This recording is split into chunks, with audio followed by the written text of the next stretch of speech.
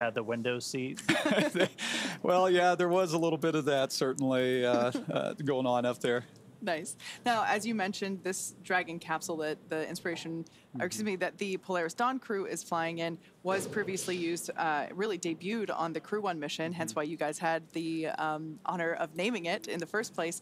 But this capsule was also used for the Inspiration 4 mission that Jared also commanded. What is your take on this being one spacecraft, but supporting multiple missions? I think it's fantastic. It just shows the flexibility of the design that SpaceX made when looking at så nu funkar YouTube i alla fall. Alltså jag fattar inte hur det kan vara så jävla hopplöst med YouTube alltså. Man ska behöva göra fucking 3-4 grejer bara för att komma igång med en livestream på YouTube. From our mission to when Inspiration 4 launched, but it wasn't a very long time, and yet you were able to take that docking adapter off. Ja, nu är i alla fall ni som varit på YouTube välkomna till in på streamen. I actually have that noted here. Crew 1 took off in November of 2020, and Inspiration 4 lifted off in September of 2021. So that's incredible, because we landed in May of 21, and so within that short period of time, you reconfigured the vehicle and we're able to put that cupola on and launch. Cool. Yeah, very impressive. Your mission patch sticker is in the capsule that they're in now, and we'll add their own sticker too as well. Right. All right. Well, as you can imagine, Dragon has undergone some changes for this, and with changes comes extensive testing for the mission, and all the modifications that we made. Men ja, så vad som händer idag är att vi ska kolla på Polaris Dawn när de gör sin rymdpromenad, det vill säga gå utanför Dragon-kapseln, vilket aldrig har hänt tidigare. Dragon-kapseln har ju dockat på ISS och sen har folk gjort rymdpromenader på ISS, men då har det varit med alltså under NASAs ansvar mer eller mindre, alltså NASAs dräkter, NASAs uppdrag. Nu är det för första gången SpaceX gör detta själva med egna dräkter och ett eget uppdrag. Så för SpaceX är detta ett väldigt stort kliv. Det öppnar upp för så mycket liksom nya förmågor om man kan göra rymdpromenader. Och det är ju såklart nödvändigt om ditt uppdrag är att bosätta Mars eller vara på månen liksom. Så att de har designat de här dräkterna som ser så jävla slim ut. Det är fantastiskt. Och nu ska de testas. De ser ju inte alls ut som vanliga rymddräkter. Vanliga rymddräkter ser ut som symo-brottarkläder liksom. Men SpaceX jävla rymddräkter är nästan lika slim som deras flygdräkter. Så ja, det är coolt. Nu ska vi se. Så de har redan dratt ner trycket i Dragon-kapseln. De behöver ju släppa ut all luft ur Dragon-kapseln. Eller pumpa ur. För att när de öppnar luckan så ska ju inte all luft bara flyga ut liksom. Och jag tror till och med att det är så att man måste öppna luckan inåt. Så det går inte, trycket är för högt. Så därför behöver de pumpa ur all luft ur Dragon-kapseln. Och det har de gjort. Så de är i vakuum nu. Eller på väg in i vakuum kanske man kan säga. Jag vet inte hur långt de har kommit i processen. Men det är coolt att det överhuvudtaget går att få rymddräkter som är så slim. Vi kanske ska lyssna in lite här, för de lär ju prata om det just nu. Ett stort steg för SpaceX, ja, absolut. Ett jättekliv. First is mobility. The crew will have to do a lot of moving around inside of Dragon to get outside and do the spacewalk. We had to add in new joints and new features in the suit to allow them enhanced mobility while the suit's pressurized. When a crew member is pressurized in the suit, the soft portions of the suit become rigid. They need actual flexure and rotational joints to allow them to move around. Ett stort steg för specs, ja, det var det du sa. Fabric. We innovated in flexure joints to allow easy bending at the elbows and the knees, as well as a collapsible rotator joint that exists on the shoulder, which allows the suit to remain nearly fully soft, but when pressurized is a rotational bearing. The difference between the IVA and the EVA suit is that on the IVA suit, the zipper system location is in the inseam. But since we needed to have lots of mobility on our EVA suit, that was not the preferred choice. By moving the zipper system from the inseam to the waist, we mitigated the risk of the stress of the zipper. And another big element was also the thermal side of things. The crew is obviously exposed to a much more extreme thermal environment during the EVA. Tänk att göra en lufttajt dragkedja. Hur jävla sjukt är det, eller? The EVA suit is built and designed here at SpaceX in Hawthorne, California. We wanted to have something that's easy manufactured that we can handle here in-house. So we developed this new material, so it's fabric-based. We actually added a new layer to the suit, which we refer to as the Faraday layer. And this is a conductive cage around the suit that shields the suit from external electric fields. Oj! The helmet on the EVA suit looks very similar to the IVA suit, but it is really an all-new design of that helmet. It's much more robust from a thermal structural perspective since it will be taking more extreme temperatures. We are really excited to introduce this new single-pane visor helmet to the world of spacesuits. The EVA suit visor is made of polycarbonate and is coated with copper and ITO, or indium tinoxide. These two coatings together reflect the sun away from the crew, as well as reflecting infrared heat back to the crew when they are facing deep space. Our suit has a HUD, or heads-up display, which is a small display screen in the helmet, which is transparent, which allows the crew to see through the display to have unfettered access during their EVA. But it also provides critical telemetry to the crew, so pressure, temperature, relative humidity. Som en jävla Iron Man suit, liksom. We're trying to improve the technology and streamline it in one way, and at the same time, we're also trying to get it more and more manufacturable with each generation. The ultimate goal is that you can put on a spacesuit and go out and get work done anywhere in the solar system and not feel like you're wearing anything more than you normally wear every day.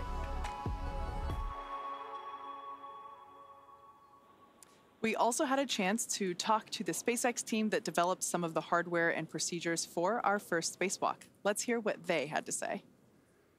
EVA stands for extravehicular activity, and it's any sort of operation in space where a human is getting out of the spacecraft. So in the case of Polaris Dawn, we're going to be testing the mobility of the suit. We're going to see if the in-space operation matches the training we've done here in Hawthorne.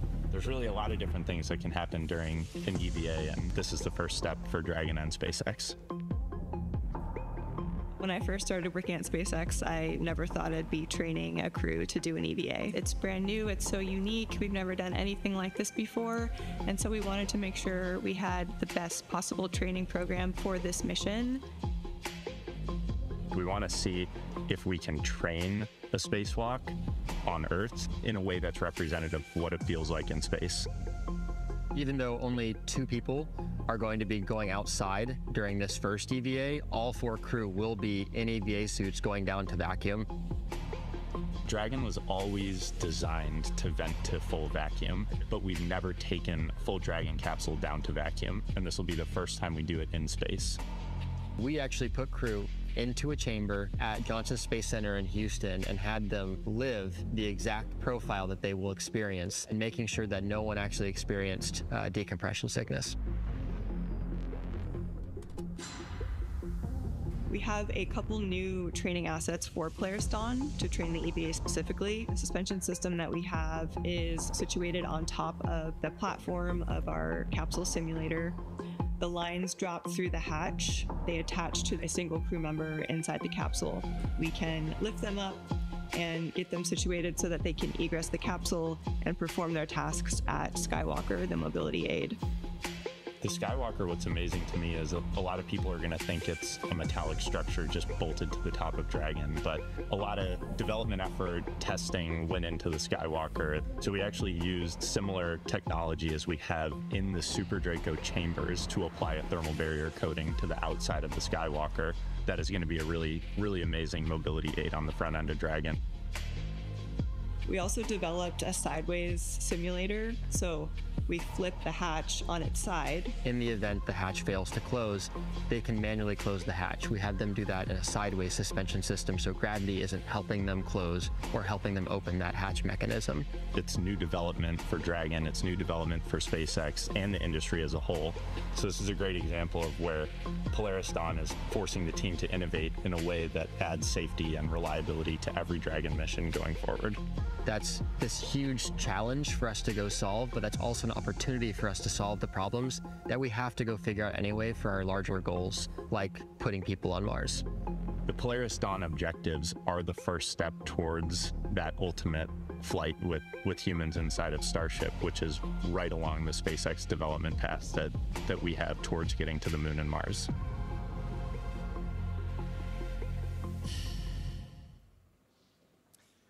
Love seeing how not only the suit, but the space operations for the EVA itself came together and were developed. Now we are still counting down to the spacewalk this morning.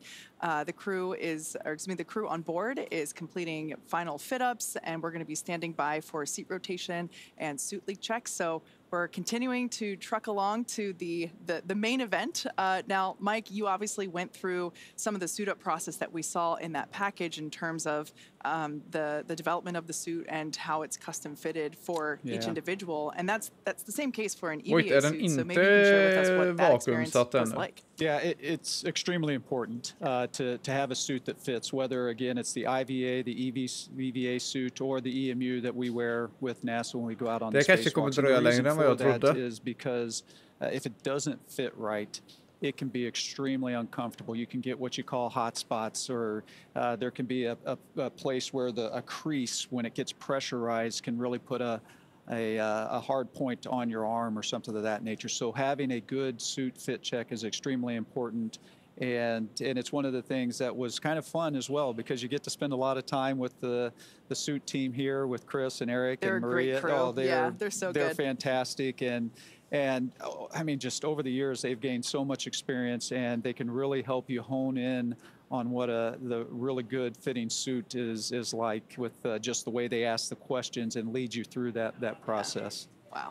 What are kind of the sensational differences from being in like the IVA suit? Because a lot of times the IVA suit, when it gets pressurized, you know, it fills up, but you're still in like a pressured environment. With EVA suit, you're in the vacuum. Right. And so like what's it kind of like? Yeah, so you know, that IVA suit, it has a different purpose, right? And that the purpose of that IVA suit is to keep us alive in the event of some type of an emergency that might happen during a launch or a landing. And so that's that case where either you have a fire or you have a depress event, and so that suit's going to pressurize. And so in that case, we're not as worried about like the mobility of the suit. You just want to get home and do it in a safe way. And so you need to have enough mobility to still be able to control the spacecraft and do the things you need to do, but you're just not as worried about it because you're not trying to perform a maintenance activity or something like that when you're going out on a spacewalk. And so I think that's one of the biggest differences between the IVA suit and the EVA suit, is just what the purpose of it is and what you're trying to do with it. Yeah, that feedback loop is so important to be able to communicate what feels good, what doesn't, because I imagine, you know, as you're out there and having to perform, you know, as you mentioned, maintenance activities, among other things, that the functionality of your body is critical to perform those. It really is, and probably one of the hardest, I think, parts of the suit to design is the gloves. Right, because you know, you hear us use the term "it fits like a glove," right? We use that a lot, but you don't realize how much you use your hands when you're outside on a spacewalk, as opposed to, say, your feet when you're, you know, because in space we don't use our feet or our legs as much as we do our hands, and so when you're in a pressurized suit like that, and you're constantly grabbing and reaching, you are overcoming the pressure of the suit, and your hands can get just exhausted. And you can get those hot spots. I had some issues with my EMU gloves when I first started training at NASA, and I would actually get what's called delamination on my fingernails. Yeah, and so there's just little things like that it really matters how well that suit fits and how well it functions, and so you don't realize how important that is sometimes. Yeah. Now, we are going to be stepping into suit leak checks soon. Can you share with us a little bit about what that process entails, and more importantly, because you've actually experienced what it feels like to go through suit leak checks, what that experience is like. Extremely important part of the whole process, right? Because before you take the cabin, in this case, all the way down to vacuum, you want to make sure that your suit is maintaining the pressure that it needs to, and so it's not a very long process. It's usually just a few minutes to 2 or 3 minutes.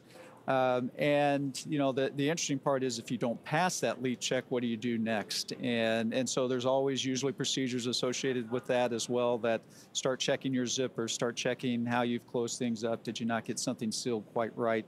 And so it's always a good point in the mission when whether it's on the launch pad getting ready, whether it's in the airlock getting ready to go out the door, when you hear that, good leak check, because now you know that you're ready to go.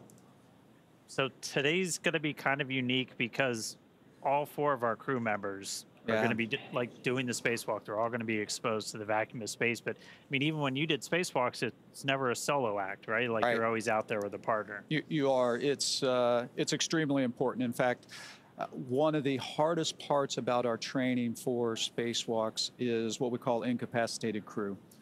And so you need to always be able to get your crewmate back into the airlock if something should happen, if they should no longer be conscious and something of that nature. And so we actually do spend quite a bit of time, and that's why it's extremely important for us to go out in pairs, because things can go wrong, and so you want to be prepared for those moments. Yeah. That's a great point, Dan, to make, that while only Jared and Sarah are going to be somewhat exiting the spacecraft, all 4 crew members are going to be exposed to the vacuum of space, and it's actually going to set a new record for most number of people exposed to, or not them without a suit, but in the vacuum of gravity all at the same time. Yeah, that's actually interesting. I never actually thought of that piece of this mission, and the fact that you're going to have 4 people on a spacewalk. I know at one point on a shuttle mission we had three folks outside on a spacewalk. And so that's a big deal, and kind of exciting. One of the things we do on the space station, of course, is we have astronauts that are still inside, and if we do get into those emergency situations, they're there prepared to help us get back into the airlock and get unsuited and things of that nature. So of course, when you have all the crew, it just makes you think about those emergency situations probably in a little bit different way than we do on station. And hey, if you're just tuning in, we are still waiting to really kick off our spacewalk today. So right now the crew is inside the spacecraft. They're getting suited up. We should be hearing some comms from them pretty soon. And then SpaceX Dragon, EV1 is completing glove zipper closures, but at this time we are ready for seat rotation. Copy that for seat rotation. Can you confirm crew is ready with the current glove zipper ups?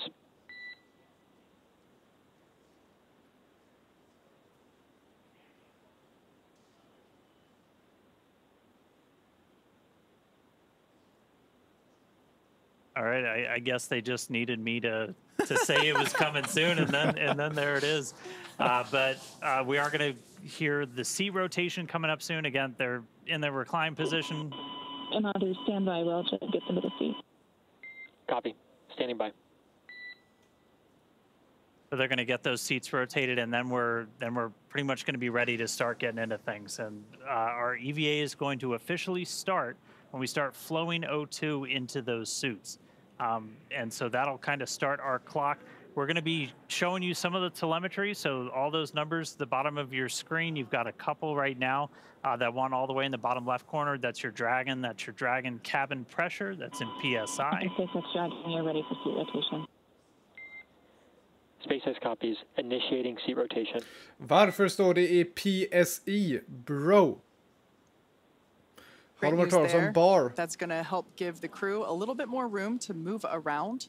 Eller fucking atmosfärer kanske. And after we get through the seat rotation, we'll be able to perform those seat checks that we were just talking about. Yeah, before they do that, they'll do what's called a tear. So it's kind of like if you're ever using a scale, you zero out the scale before you put something on it. It's essentially what we're doing. Och så har de har ju kilometer i timmen och kilometer på andra sidan. De håller sig inte ens till ett system. De kör både metric och imperial. Bro. Yeah, that one's pretty important. That was pretty important. For fuck's sake. So a lot of that's coming up. Again, some of the data on your screen, you've got cabin pressure, you've got suit pressure. Dragon SpaceX, seat rotation complete and nominal. All right, seat rotation's complete, so now they're going to start doing that tear, getting ready. Dragon, copy, did you see the phone? Copy, and can I get a confirmation of completion per the call out in 2.18?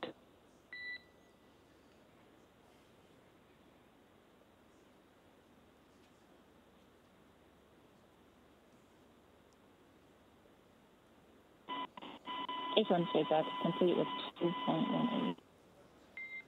Copy. At this time, you are go to step into section 3 and tear suit deucers.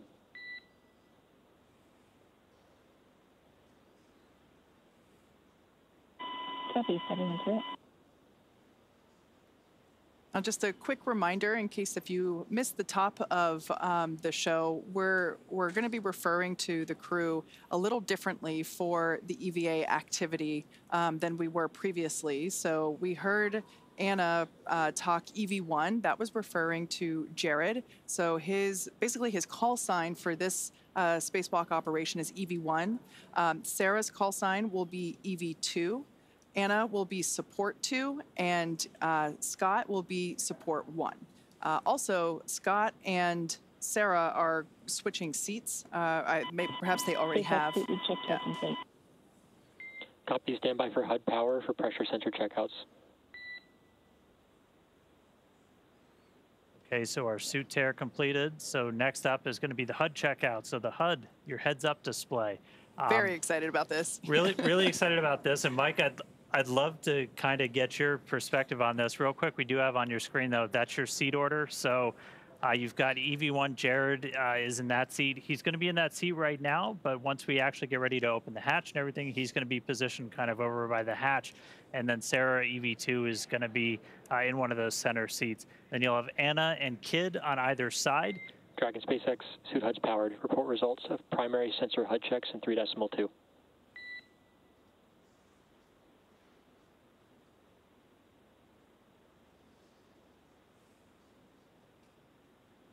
So again, that's our seat layout. We just heard the HUDs are powered on, so they've got heads-up displays actually being kind of projected on their visor in their helmet, which if you've ever seen spacesuits, that's always kind of felt like that's that space age technology that we're missing. Because Mike, you guys use kind of a simpler but a little unorthodox way to see like your suit data. Yeah, that's right, Dan. It's of course the suits.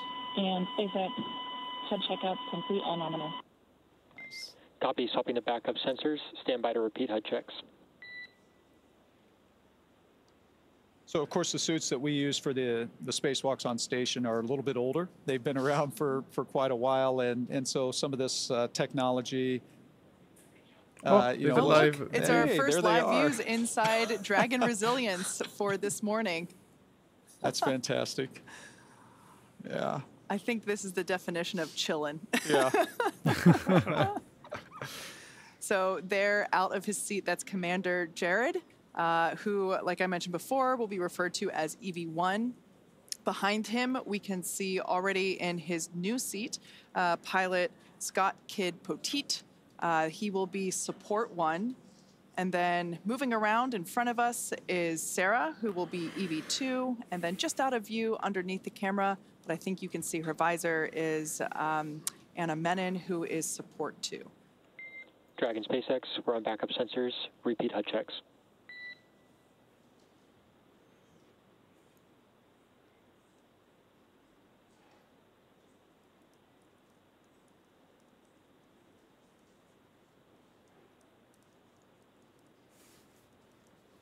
The crew's going to check out those heads-up displays one more time real quick.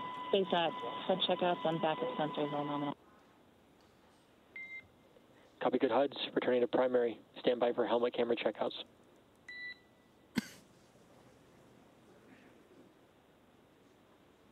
On that heads-up display, they'll be able to see the O2 flow timer. That's kind of like our mission clock, essentially, like once the O2 has started to flow to their seats, and they know they've got about an hour and 50 minutes, just under 2 hours for the whole time.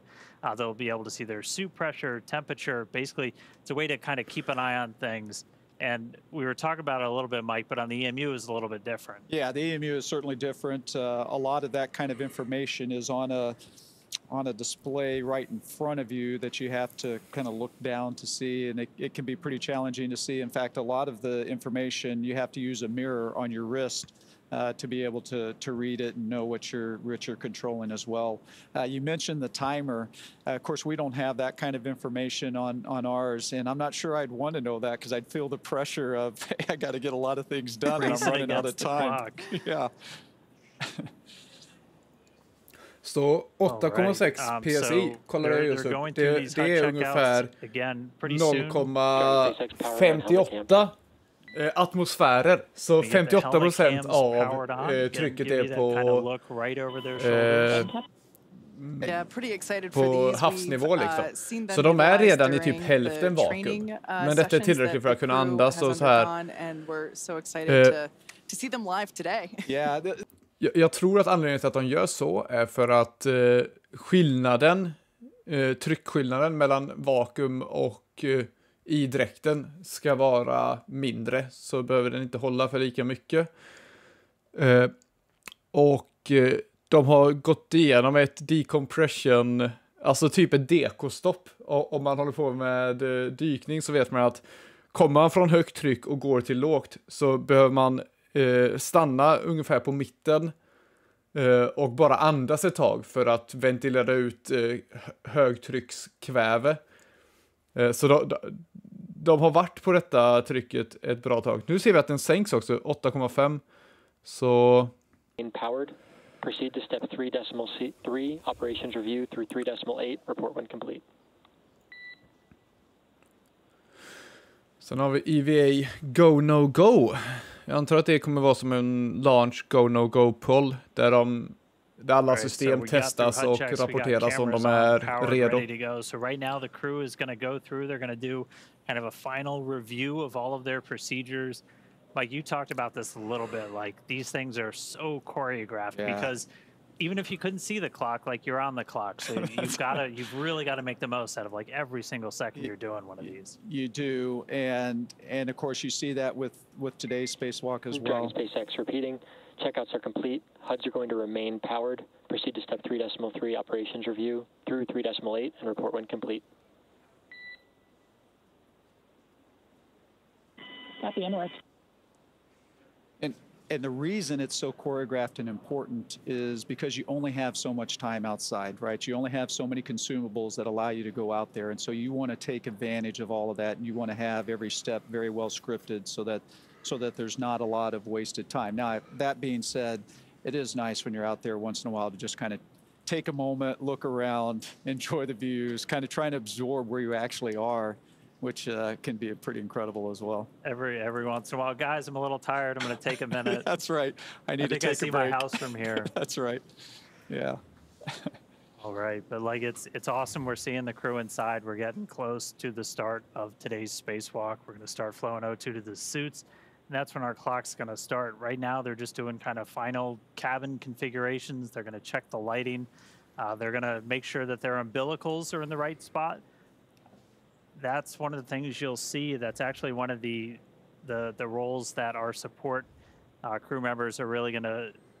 That's kind of one of their primary jobs during the spacewalk is to manage those umbilicals. For you guys, Mike, you had one. That's what plugs into kind of the leg in your suit, and that's what's providing like the breathing gas, comms, connections, all of that stuff.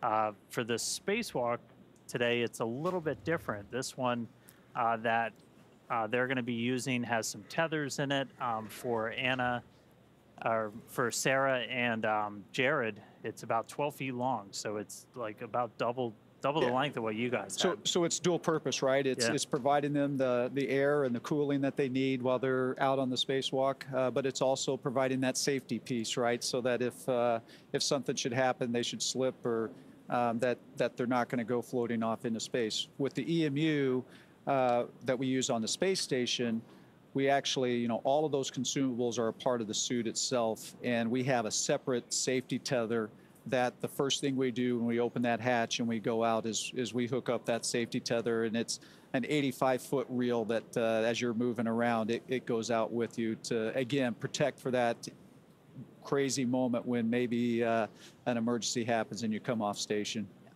How hard was it to manage all of those tethers? I feel like every time I watched, it was like, there's no way in heck that this thing isn't getting snagged on something. No, you're absolutely right, because everything, and you talked earlier about making sure there was no loose items in the cockpit, right? Because when you open that hatch, things are going to want to float away if they're not tied down or stored or anything like that. So when we go out on a spacewalk, not only do we keep us tethered to the spacecraft, but any tool, any part that we take out with us also has to be tethered. And it can be quite a challenge to manage all. You'll open up a bag and there's 10 pieces of hardware in there with 10 different tethers, and they get all tangled up, and it can really be pretty challenging. It's important, though.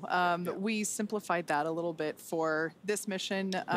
We actually basically built in that tether into the umbilical, one of which you can see actually there floating under Jared's right arm. So not only does that provide airflow and comms and all the normal connections that we have in the umbilicals, but we also added that strength to provide that protection.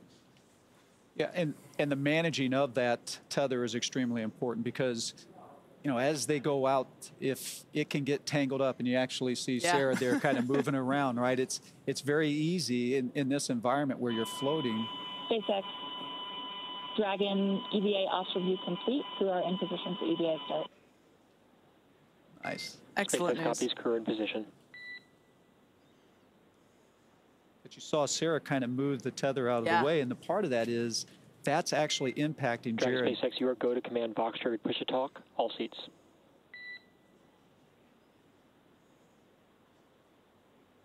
Copy, and more.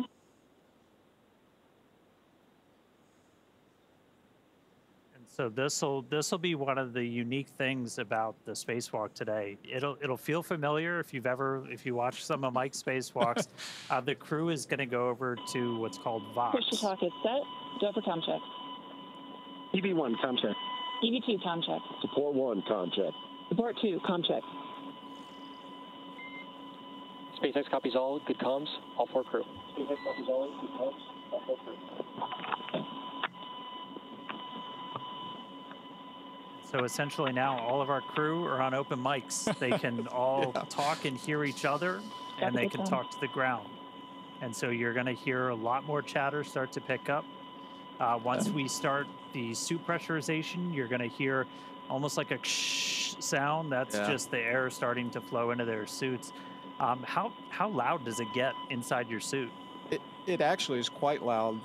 That airflow is just constantly, which is a good thing, right? Because not only is it providing you the oxygen, but it's also helping get rid of that CO2 that you're breathing out. So you want that airflow to be constantly going, and so you always are hearing that fan that's making that happen. And so that is certainly pretty important. And the Vox thing, I got to say, you know, it's nice that you don't have to push a button when you're outside there to talk. Dragon SpaceX, we're about 90 seconds from EVA initiation. Got some fist bumps going on. Yeah. And we just heard we're about 90 seconds from EVA initiation, so we should see them get the go to close their visors, and then they're going to open up one of the O2 valves on their suits to start the suit purge, and that's going to be the official start of our spacewalk today. So we'll get through the final goes, and then we'll see those visors get closed, oxygen start flowing, and we'll be off.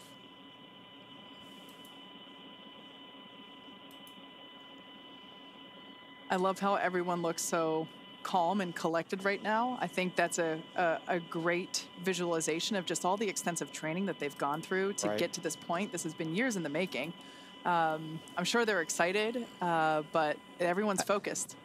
It is an interesting time right now, right? Because one of the hardest parts I always found about Dragon SpaceX. SpaceX is go for spacewalk operations. Report visors down, ready for secondary O2 flow initiation, and crew is go for spacewalk. Verify your visors are closed.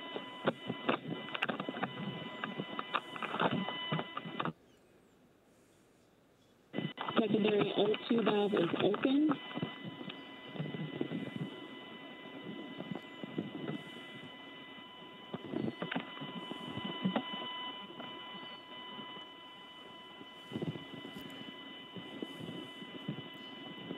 And that you are go for the EVA. EV1 is go. EV2 is go. Support 1 is go. Support 2 is go.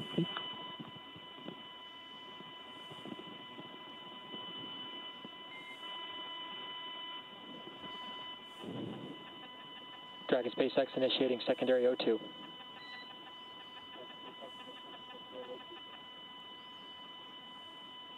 And with that news, our EVA has begun. So you're going to hear it referred to as primary and secondary O2. Primary is going to be that primary flow of oxygen to pressurize. Secondary is largely putting oxygen into their suits to help with cooling, but secondary is the first one we turn on. And so our O2 flow timer has started. The EVAs start at 3:12 a.m. Pacific. I'll do the math on UTC in a little bit.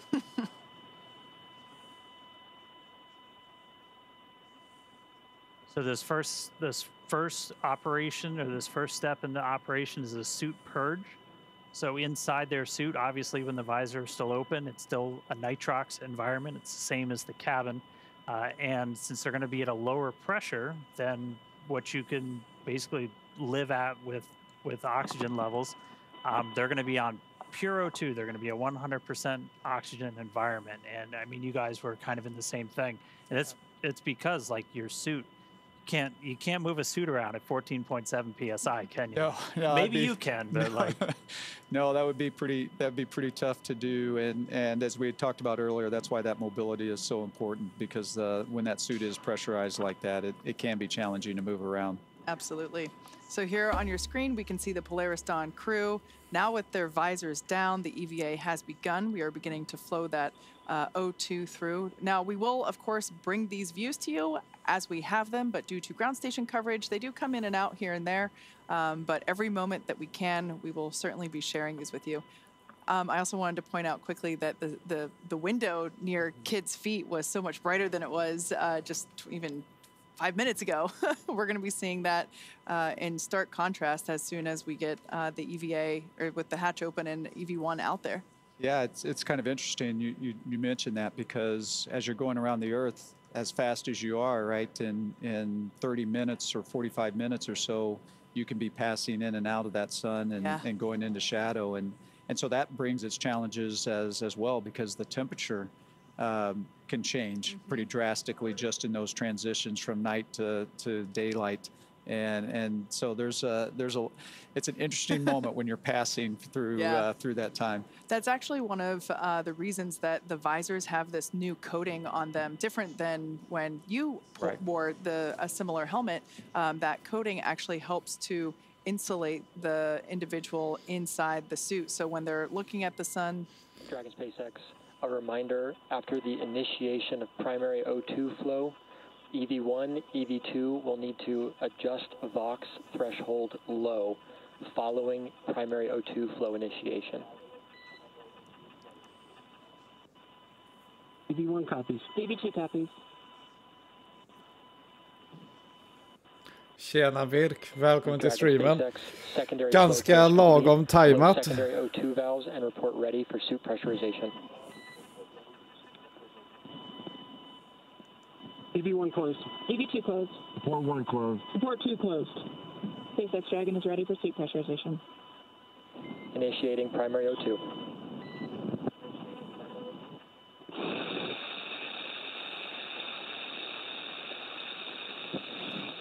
This is normal. This is with the airflow coming through.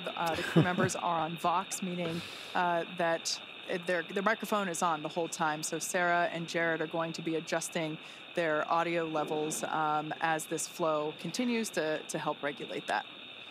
Yeah, the Vox will kind of attenuate, so it'll sound like this now, but as we get through the spacewalk, it'll kind of come down, and you'll just hear voices a little bit more clearly. Their voices are actually going to change too.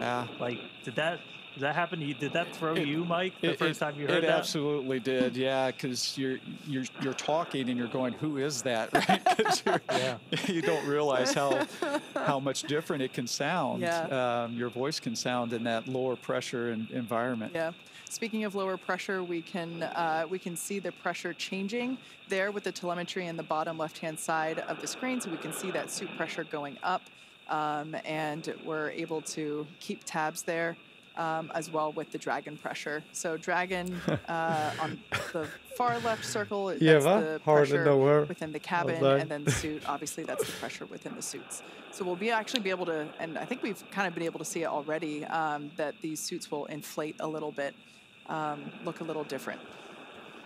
And we were talking about the visors before, so when they're in the sunlight, that coating will help keep them cool and not overheat them, and then when they're in shadow, it'll help keep them warm. So, and it's also like your sunglasses as well. Yeah, right. Serves that purpose. All right. So at this moment, the suits are getting their primary pressurization. This takes about 3.5 minutes, a little bit less, and then we're going to go through those actual suit leak checks. The crew will probably get a reminder they have to stay really still when we do those leak checks, and I always was kind of wondering, like, why the heck? And like, if you bend your arms, you're actually going to start, changing the volume inside the suit, and that'll cause pressure spikes. And so that's right. You got to stay really still. Yep. And then after we get through the leak checks, we're going to go through kind of that final pre-breathe, where they're going to hang out in that 100% O2 environment just to continue purging all of that excess nitrogen. Suit pressure stable and purge complete. Activate secondary flow on. Report when complete.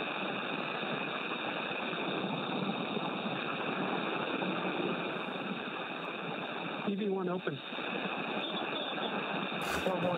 Jag tror inte det är så farligt med pressure spikes som de får att låta. Men ja.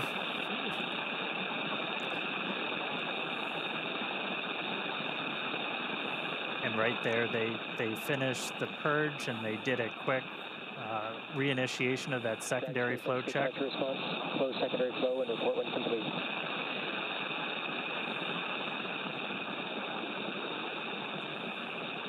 EV1 close.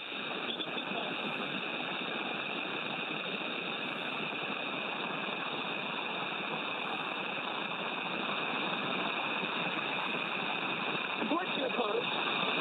Support 1, are you close?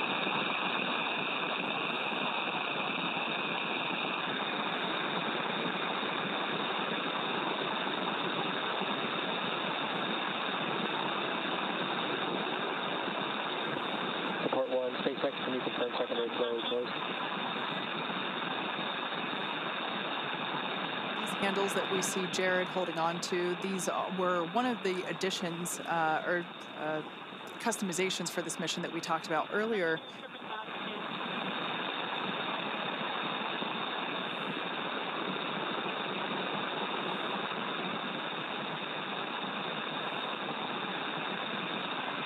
Support 1, SpaceX contact.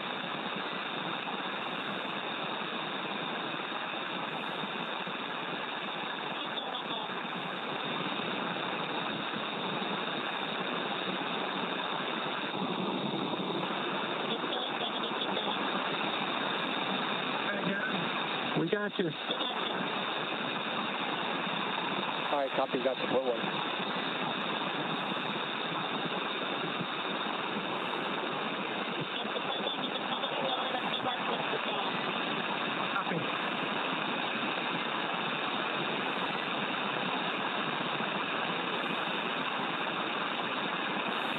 Dragon SpaceX beginning suit leak check evaluation, remain still for leak checks.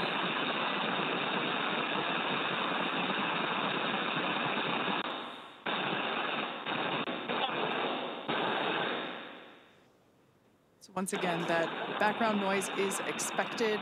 That is the microphones and the flow of air within the suits. So we're trying to stay quiet to, along with you, listen in on what the crew comms are as they go through. We're also going to get views in and out, as we mentioned before, due to ground station coverage.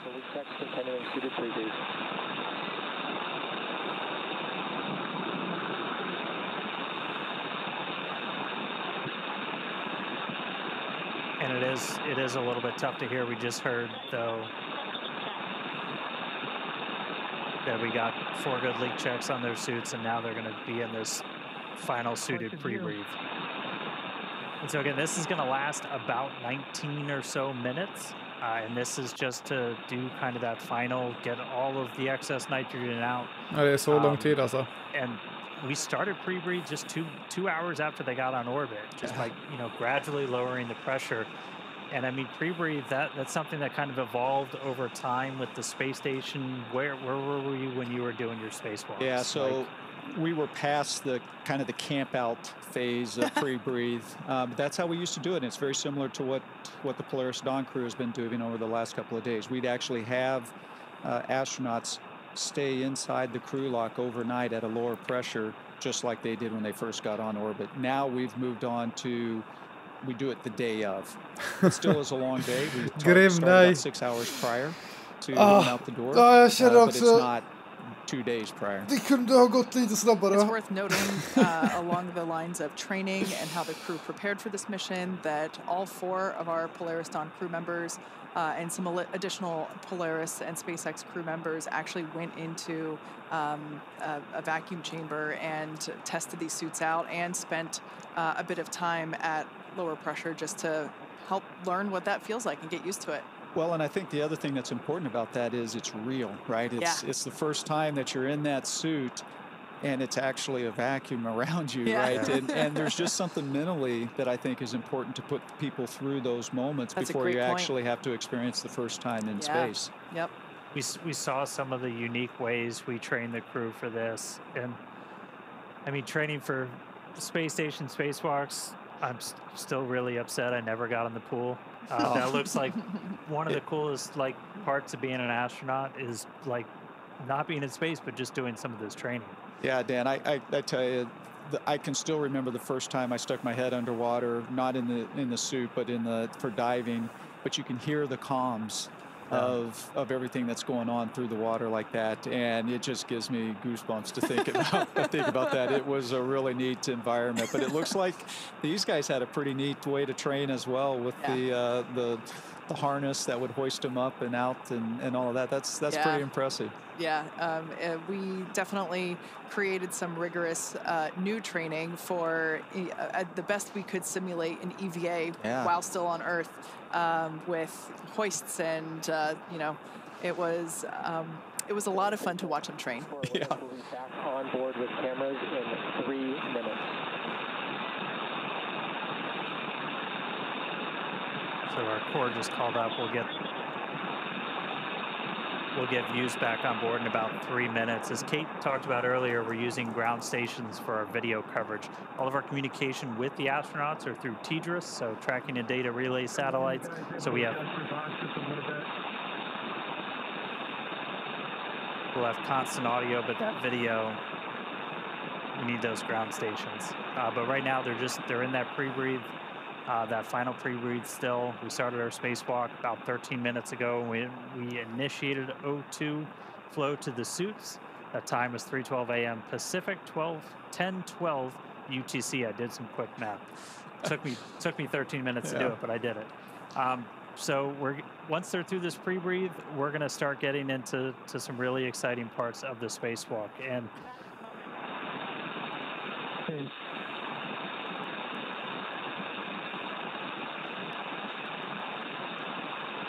And then after we get through the pre-breathe, we're going to get to cabin vents. So, you know, what's going through your head when you're like, man, it's happening. The air's going out. It's really happening. It's happening. Yeah, I tell you, it is a long process to get to this point, right? They've been prepping for this for 2 days, right? And one of the hardest things I found about the spacewalks is the waiting. Hurry up and wait. Hurry up and wait, right? You are so ready to go out and to do this mission and to go out that hatch, and it just takes time. And I think that's one of the things you talked about, my fifth versus my first.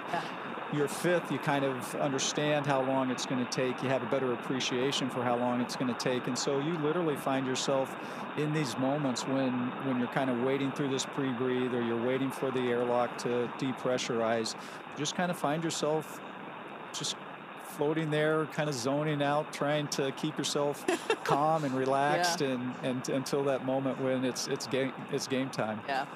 Now, just a quick mention, we're about a minute out until we get those views back inside the cabin. The view that we had previously was our Dragon tracker, which if you want to see where Dragon is, you can actually look that up as well. We have it on our website, spacex.com/follow-dragon. But yeah, just as a reminder, our crew, they are in their designated, or well, Jared's not, but our crew members, basically Sarah and Kid, have switched their seats for the EVA. Last time we were able to see inside the cabin, we saw Jared awaiting to open the hatch, so he wasn't in his commander seat, but Sarah is now sitting in Scott's pilot seat, also known as seat 3. And then Anna is on the far left side, and Scott is on the, we can see it there, on the far right side. And also just a reminder, PvP-event snart också. Jag tänkte göra en video om det faktiskt idag. Rapportera lite om ett stort PvP-event som kommer upp om ett par veckor. EV2 and Jared EV1, så håll utkik för det. Representing that Jared will exit first, do his activities, which include just some mobility testing of the suit, and then Sarah will go out and perform the exact same testing once Jared comes in. Meanwhile, Kid and Anna will function as the eyes and ears. They will be performing their own list of operations during, or their own list of tasks during the EVA. So while Sarah and Jared are going to be the ones that are, partially egressing the capsule once that forward door is open, Kid and Anna will also be performing an EVA in their own right. That's right. And we talked about it earlier, first time 4 people exposed to the vacuum of space. There's a lot of firsts in this. That's going to be a really cool first, not just for us and Dragon. But we are going to be getting views back really soon. We're again just in that final pre-breathe step right now, and then we're going to start venting Dragon down to near vacuum. So we're going to have a couple of different valves that are going to open up, and the atmosphere inside Dragon is going to start going overboard out into the vacuum of space. Now, through the ground, they can control, they can pause that cabin venting if they need to. We can pause and resume. The most likely reason is for ear equalization, as again, you're going through a lot of pressure changes anytime you do a spacewalk. Förstås. De rör sig i light speed. De står allt stilla. You've experienced just a little bit of what they might be going through right now. Once we start cabin venting, if we terminate or abort the spacewalk during that venting, we cannot start again. We talked a little bit earlier about how consumables are like the thing that really drives you. I guess. And for us, we don't have a great big airlock with this, with Men nu rör det sig saker igen. worth of oxygen and stuff like that. So de saktar ner lite.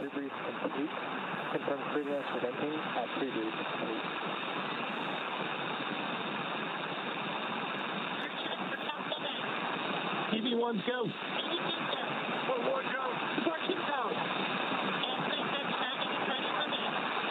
Copy, initiating cabin venting. All right. That is great news. So that breathing cabin venting. That pre-breathe where they were breathing increased oxygen. We just heard that they're good. They all 4 crew members gave the go. So now we're gonna vent the cabin.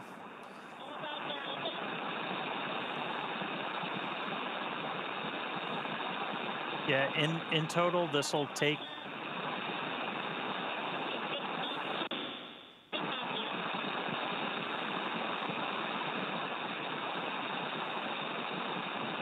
In total, this will take about 8 minutes, and you can the graphics you see on your screen, that's live telemetry, everybody. So you can see the pressure inside Dragon starting to tick down. You're going to see the suit pressure tick down as well, is what we're really trying to maintain is a pressure differential.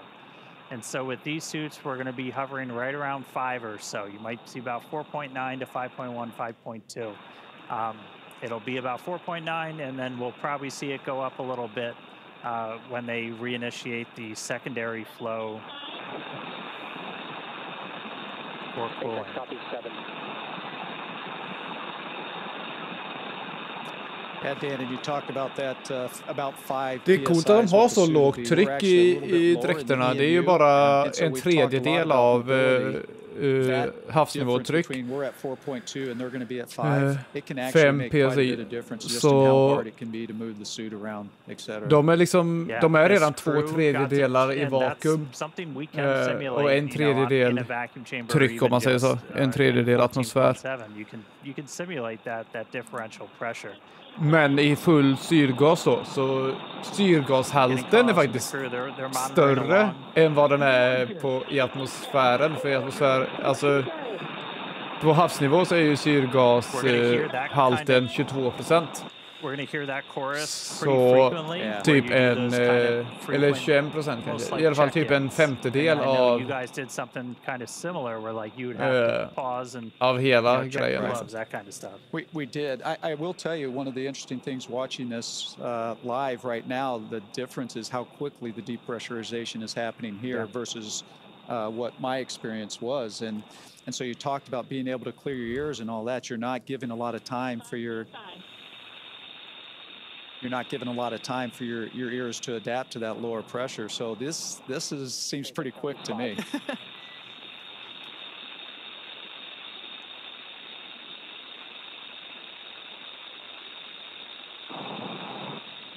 Yeah, breaking new ground with this, new suits, new operations for everything. We're at about 4.5. We're going to see that tick down. It's going to get down to just under 1, and it's not going to go all the way down. And then what we'll actually see is we've got a capability to open the hatch automatically. We've got a motor in it, but Jared's actually going to unlatch it, and he's going to give it a little tug to kind of break the seal, any of the kind of the stiction in the hatch itself, and that's going to kind of take the capsule down to its final vent before Sarah, who's at the displays, she's going to command the hatch to actually open. Yeah. That's a good point. And you know, there will be slightly more pressure inside the capsule, so really just helping.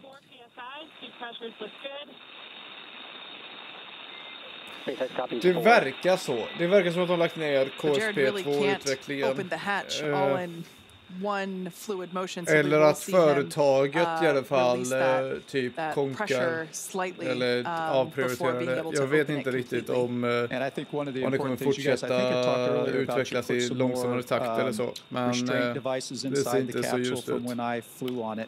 Väldigt synd. There's going to be some force that Jared's going to have to be pulling down on, and he needs to be able to anchor his feet somehow. Otherwise, he's going to pull and it's not going to go anywhere. And so the new restraint device is in there. We're going to see how important that's going to become here when he tries to open that hatch. Yeah. Yeah, that's one of the things. That's why we have Skywalker out there. We've talked about how kind of similar to Gemini when they were first kind of stressing their legs, but important to remember, we've got that 50 or 60 years of spaceflight history that we're able to draw on. These are new suits. This is a new operation. This is to, you know, work out all the kinks and really test this for the first time. But we're going into this with a whole lot more information than they had back then. We know you need handrails or it's going to get real hard real quick. That's right. That's right. Yep. We did also hear Dragon's moving into its EVA orientation. Essentially, we're going to point the trunk at the sun under 3 psi. I think it's also interesting you notice that the depressurization has slowed down a little bit, right? So as we get to this lower pressure, it's just taking it longer for that remaining little bit of air to go out through the vents. And TV1, com check. TV1, loud and clear. Loud and clear as well. can also hear the Vox starting to adjust its levels. Yeah. That flow of oxygen has not stopped, but the microphone's kind of adjusted and it's getting a little bit clearer. And yeah, keep an ear out. You might hear their voices start to like tenor down a little bit.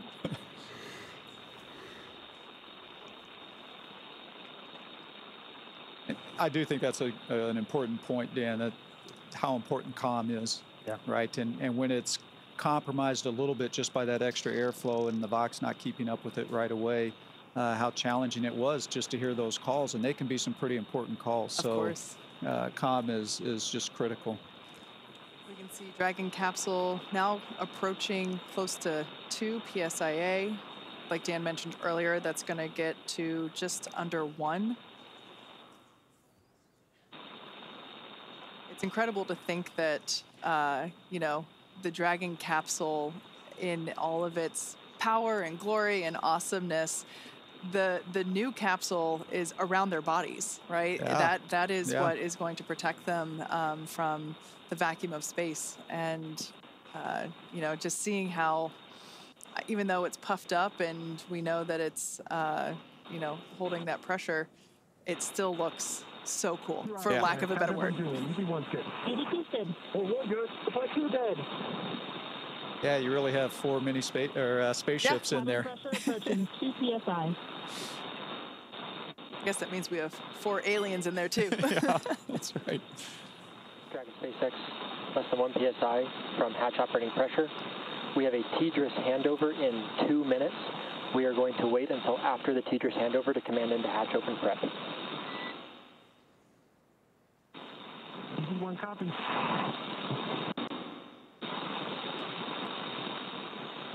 And yeah, I think you heard that, the TDRS handover. So there's going to be a short period of time there where they're out of comm, and it's kind of interesting because we're at a very critical phase as well. And so you want to make sure you have all the data and the ability to talk to the astronauts before you actually take that next critical step.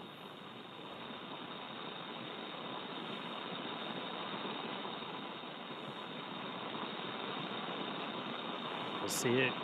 We're seeing that pressure continue to tick down.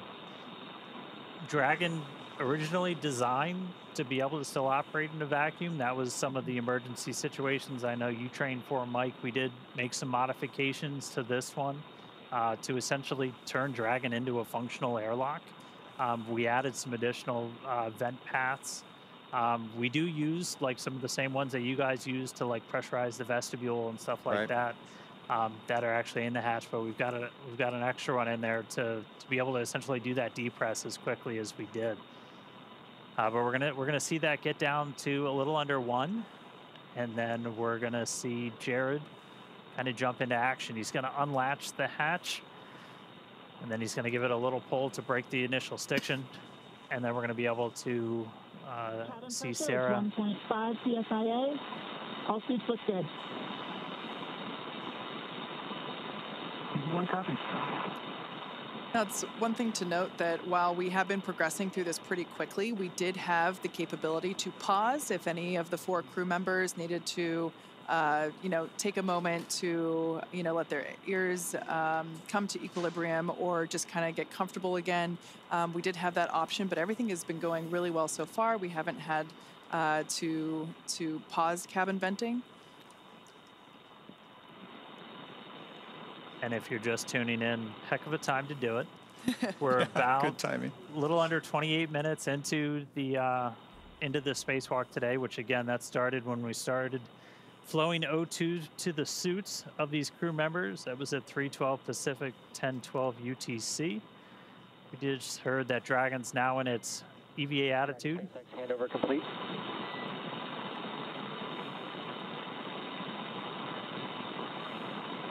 So again, we've got Dragon's trunk pointing towards the sun. We are with you on board, watching through the cross view.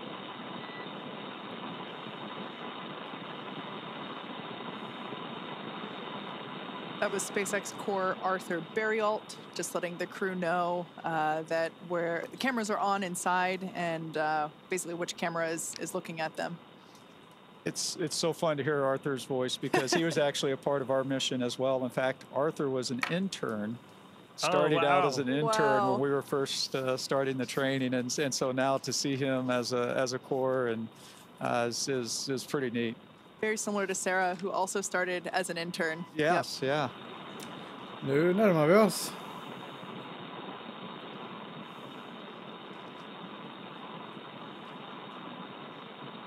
Right, we're coming up on 1 PSI. You saw the light change a little bit through that window as we're in our EVA position, trunk facing the sun. That's going to help us with thermal inside the capsule and on the crew suits. Also going to make sure we're maintaining that optimal pointing for communications with the TDRS satellites. Once the hatch is open, we're going to disable any of the Draco thrusters that point forward, because you don't want thrusters firing off when a crew member's outside.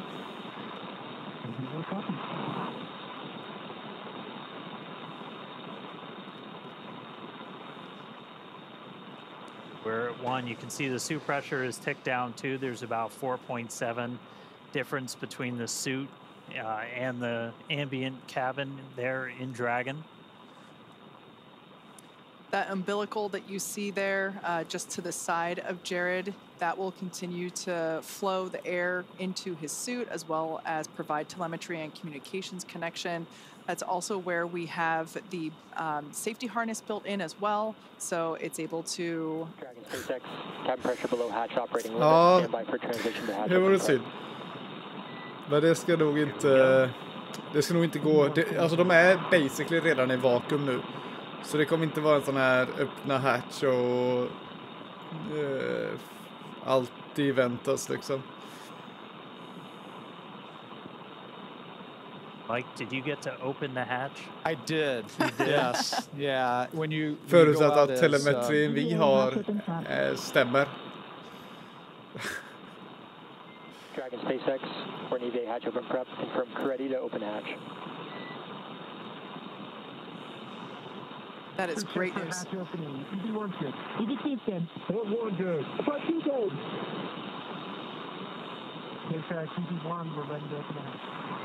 SpaceX copies. Dragon, you are go to open hatch. Go. Exciting. SpaceX, go to open the hatch. Mike, as you mentioned before, that continuous communication. Hatch handle.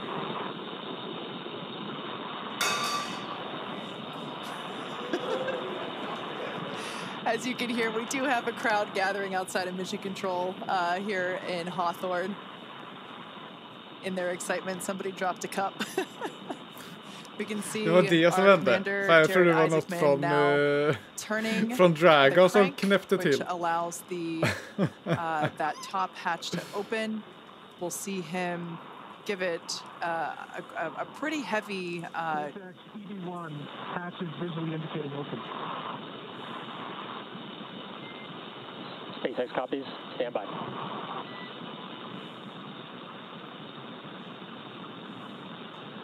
Should see him give that hatch a pretty strong jolt to release that stiction.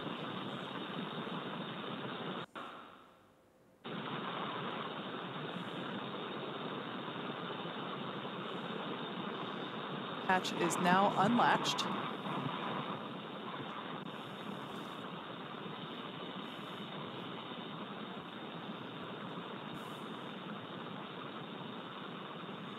Mike talked about, you see him getting his feet set. Nej, inte svettigt alls. Det är lugnt. Trust. Dan, you'd asked if I gotten open the hatch. So when you go out as EV1, just like Jared here is EV1, that's typically the role for you is to open that hatch. And you guys have to draw straws, fight over who gets. Eller så man har lite puls och är lite så här orolig, men vad fan ska hända liksom? Det finns så mycket som kan gå fel vid det här laget, right? As you can see, we have successfully depressurized the Dragon capsule down to 0 PSIA. You see that in the bottom left corner of your screen. Our 4 Polaris Dawn crew members have gone through the O2 flow, and we see Commander Jared Isaacman now standing by to open that top hatch. Så nu när de är i helt vakuum så är det ju samma tryck innanför kapseln som utanför kapseln. Så nu är det basically bara en dörr. Det är som att öppna dörren i huset och gå ut liksom. Öppna sin lägenhetsdörr och bara kliva ut liksom. Bara att man får inte snubbla och tappa taget. Men de har ju faktiskt sin umbilical cord också. Så alltså, även om de skulle tappa taget och glida ut så kan de dra tillbaka sig till Dragon. And then Sarah gets to push the button to swing that hatch open. Ja, things are moving. Much more movement there on the forward hatch. Kom igen.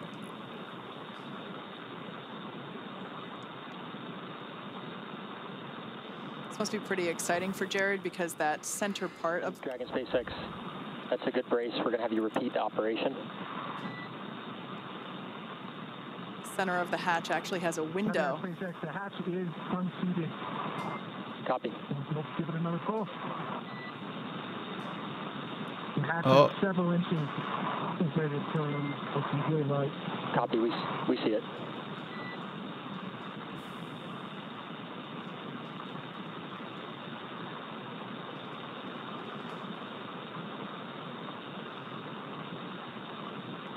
Looking out that tiny window there in the forward hatch, knowing he is going to have a much bigger window in just minutes.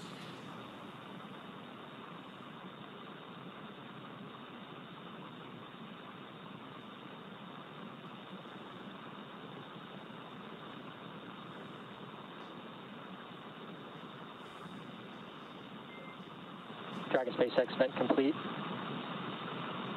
EV1 return to seat. And EV1 copies, transitioning back under the display.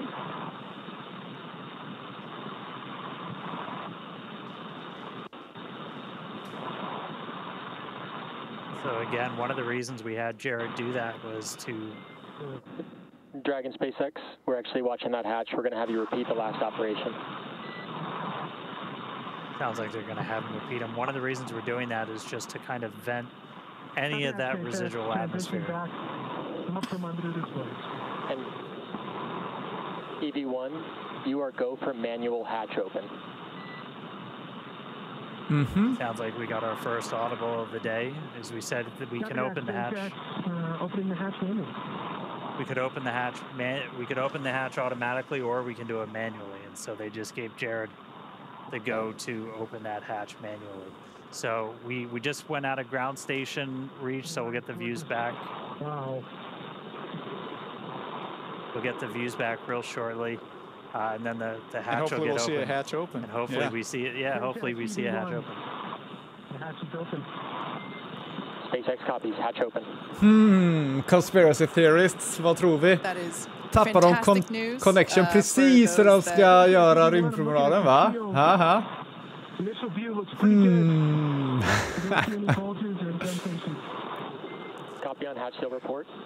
Har lite problem med greenscreenen på andra sidan hatchen kanske? Yeah, that seal that you just heard him talking about, it's such a important part for the end of the EVA, right? So that when they close that hatch again, you get a good...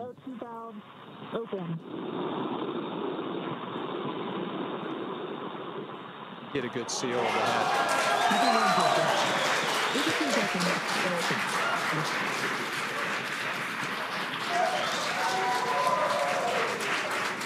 EV2 SpaceX, can you command open forward hatch?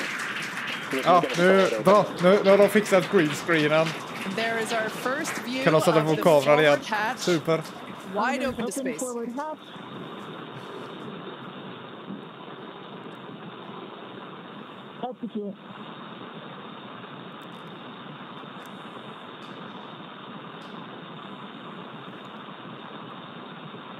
If you just jumped in, we are 38 minutes into today's spacewalk, and the hatch is open on Dragon. First view from the helmet cam, looking out. Vi har en helmet cam. EV1 is go to continue. Oh my god. That structure you see there is... Check for egress.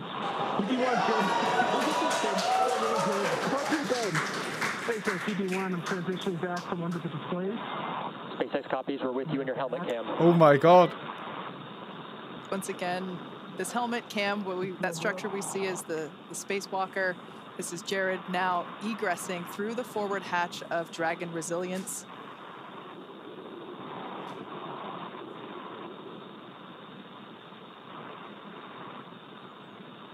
These are the first views of the first ever commercial spacewalk.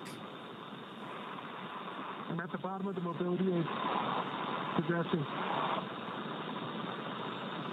I have a feeling the crowd is about to go wild. Good call.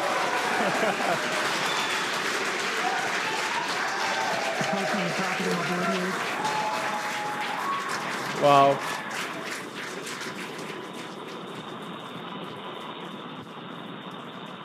SpaceX. Back at home, we all have a lot of work to do, but from here, Earth sure looks like a perfect world.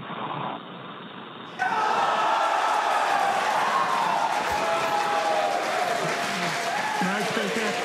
EV1, I'm going to step into Test Matrix 1. Single-handed mobility demonstration. Commander Jared Isaacman now emerging Copy, from... we're with you in Test Matrix 1, watching from the nose cone.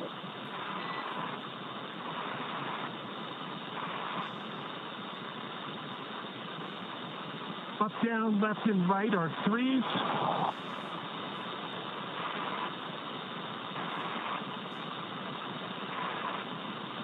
Pitch and roll are 3. Yaw is a 2.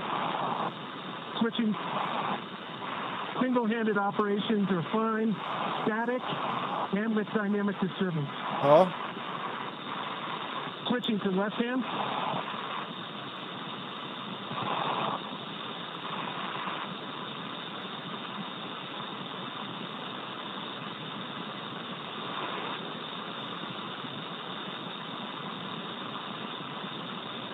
Up, down, left, and right are 3s, maybe a 2.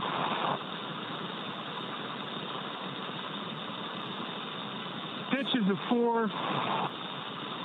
Roll is a 2. Yaw is a 2. So these are the suit mobility checks that Jared is performing. Single-handed operations, dynamic and with disturbance are all adequate. Test Matrix 1 complete.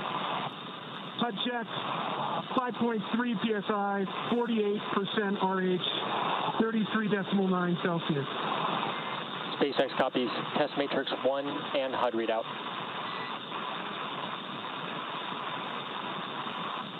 Crew ops check, EV1's good. EV1 good. 14 good. Det ser inte ut som en uppblåst docka, visst gör det? som bara en liksom heliumballong. Men vad säger ju hur bra mobiliteten är trots att suiten är uppblåst sådär. Det där är coolt. Det verkar inte vara några problem med att röra lemmar.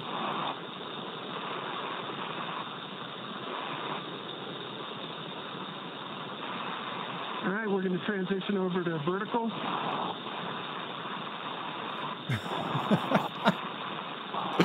Kermit the Frog.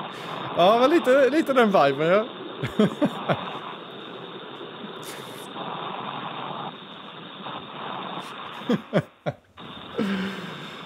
I'd say vertical and horizontal are equally workable, slightly favors horizontal. I'm going to do a max reach. Left hand's at the top of the mobility aid. At the midpoint. You have good video?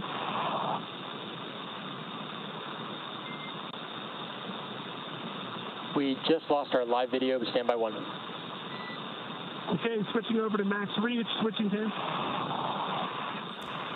Copy that, SpaceX. I'm holding up at the max reach.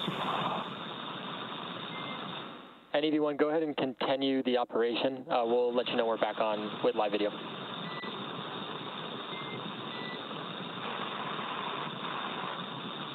Copy that. And for your awareness, max reach, let me aid, and the mid bar. Next, test matrix 2 is complete. HUD readout, 5.3 psi, 33.9 Celsius, 50% RH. Copy, test matrix complete and HUD readout.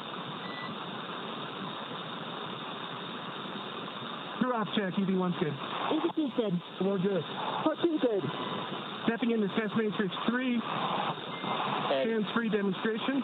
EV1 SpaceX for ingress time. Go SpaceX. Recommended ingress time of O2 flow plus 7 minutes.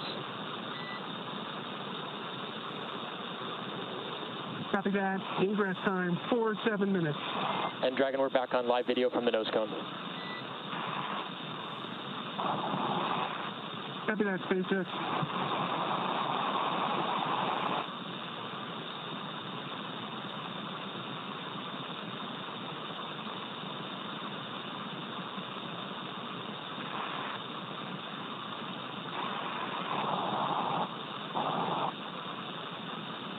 And SpaceX EV1, I would say the hands-free demonstration is very comparable to the trainer in terms of the foot restraints. SpaceX copies. And EV1, when you have time, if you'd like to return to the reach demonstration, we'll take a look at that with the live video. Copy that. Test matrix 3 is complete. The HUD readout is 5.3 psi, 47% RH, 33.8 Celsius, and stepping back into max reach. Copy, test matrix 3. And as you can see, top of the mobility aid. And let's get a quick crew ops check. EV1's good. EV2's good. I'm good. R2's good. Copy that. Okay, max reach, whether it's left or right hand, seems to be about the same. Top of the mobility aid, and then the mid-road. Copy, we see it. Checking up from the bottom.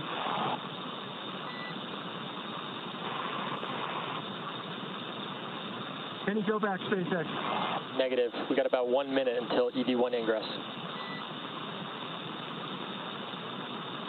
Copy that, 1 minute.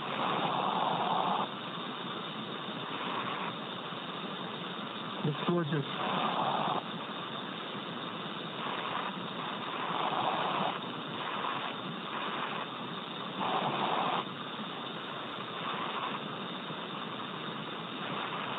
You want to see the size to get the intelligence and then right foot. EV1, we're checking out your helmet cam now.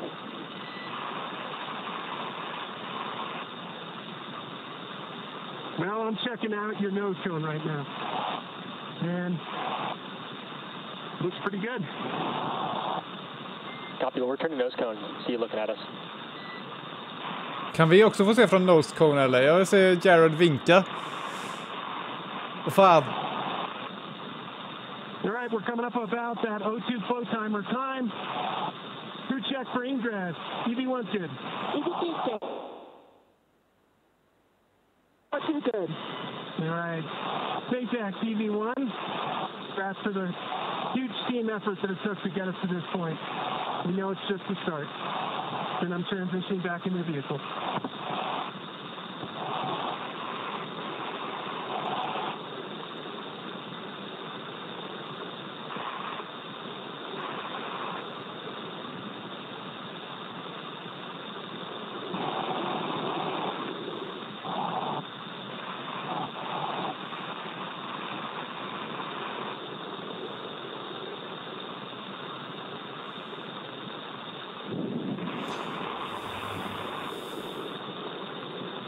And SpaceX EV1, just taking a quick look here at the hatch shields.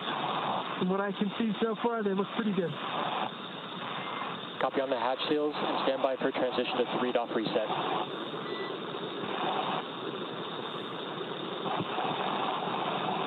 Copy that, SpaceX. Good.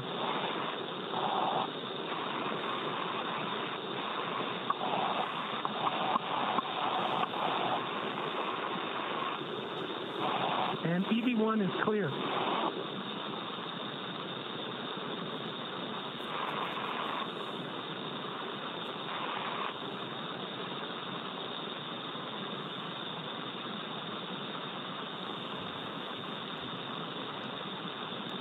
Måste vara tråkigt att vara en av supportarna och bara se ut och veta att man hade kunnat gå ut och kollat liksom, men det får man inte. It's basically just a bunch of maneuvers using different hands. Jag hade haft jobbigt för det. Det hade varit jättekul att vara i en Dragon Capsule överhuvudtaget liksom, och det hade man ju varit så jävla tacksam för. Men att se ut sådär på stegen och bara... Jag ska inte ut. Det är en once in a lifetime experience och jag ska inte ut. Before Sarah gets ready to go out the door. Fun thing to note, it's still not a perfect vacuum inside a Dragon. It's an open loop system, so oxygen is kind of getting dumped into the cabin as this is going on. So you got a higher pressure in Dragon than you have outside. So we're not worried about thruster pluming. Yeah, now you mentioned Sarah, just like Jared, she will have 10 to 15 minutes outside, perform those same sets of mobility tests as Jared. Like we heard the Corps do with EV1, they will call out when there's 1 minute remaining. SpaceX, attitude reset complete. EV2, go for egress. There's Sarah's clear to proceed. Copy.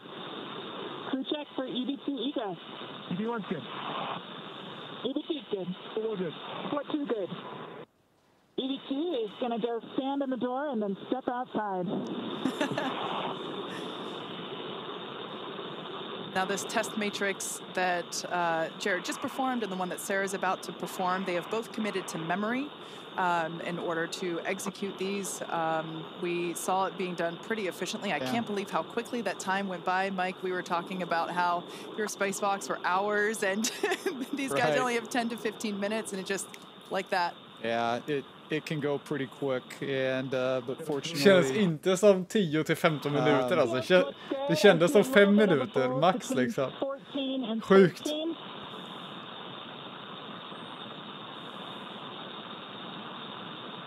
So you're hearing Sarah call out some more of the seal check there as she's exiting out. It's reseated. SpaceX copies that report. Good fix. So this was something we knew might happen, and Sarah... between 28 and 27. Copy. The crew trained on exactly what to do in this scenario, just pop it back in, and reseat it. Final between 19 and 18.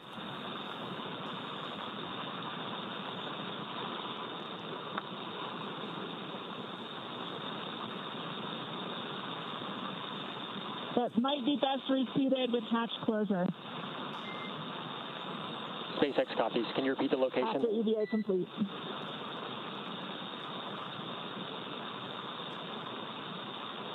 Between 19 and 18. All right, copy. I'll track that and ask again when you're ingress. Copy. EV2 is proceeding with egress. Super exciting to see this. Our fellow SpaceXer, Sarah Gillis, now about to make her spacewalk.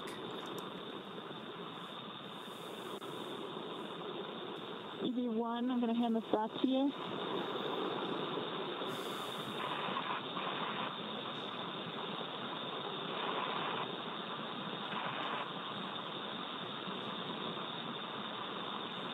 Like we mentioned, Sarah will be performing the same set of mobility tests, so we will do the same.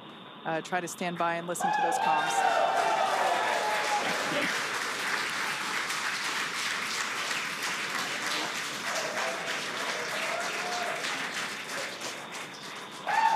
Ja, cool kamera här också.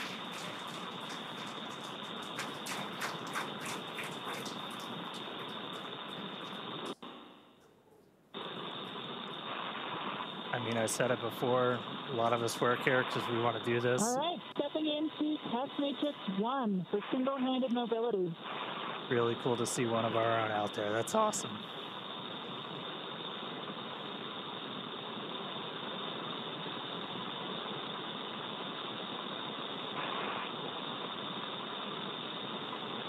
And EV2 for awareness, we're watching from the nose cone.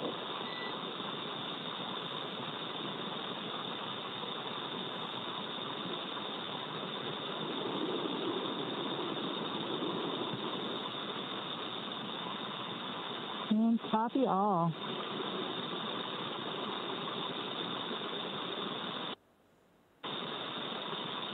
I would say in all three translation axes, I'm having certainly cross-coupled movements. Det finns en jävla Vine där en Spider-Man-luftballong flyger in mot en övervakningskamera. Jag tänker lite på det när jag ser de här dräkterna liksom flyga omkring där. Den är jätterolig.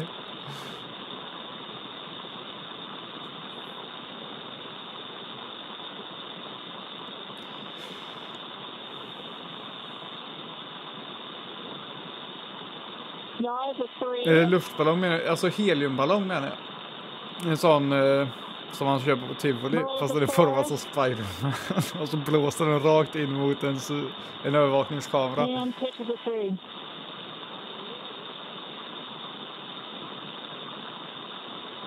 You know, if you know, you know.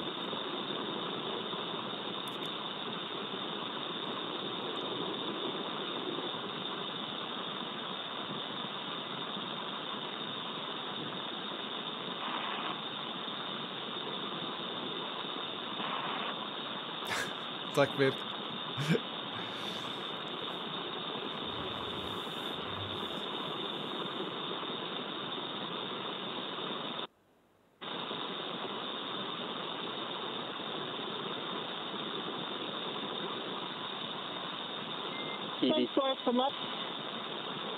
Stepping into vertical translation.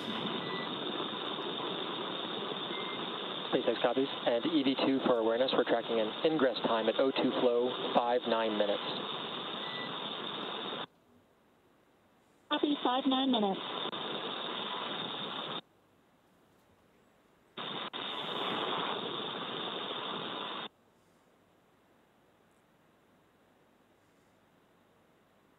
Horizontal bars are definitely preferred.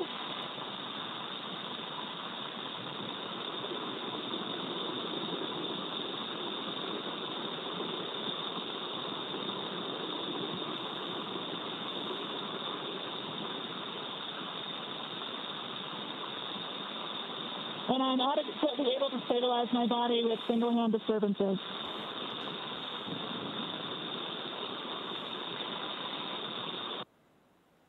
Clear for both left and right. Stepping into max reach, do you have visual? Affirm, we have visual on the nose cone. Copy from bar 4 to bar 2, from top down.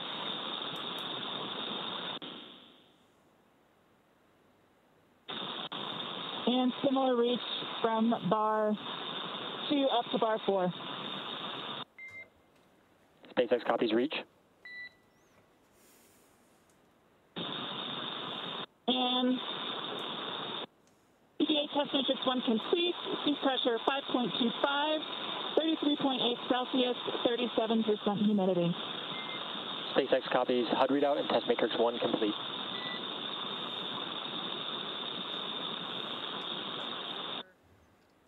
Copy, stepping into test matrix 2.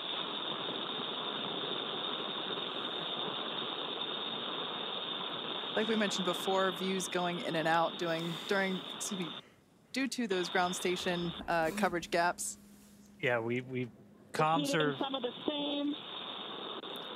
are through satellites, but we've got ground stations for video on Dragon. As you can see in the tracker, we just flew over New Zealand. We're about to go right over the middle of the Pacific. No ground stations in the middle of the Pacific. Are actually pretty good. Well.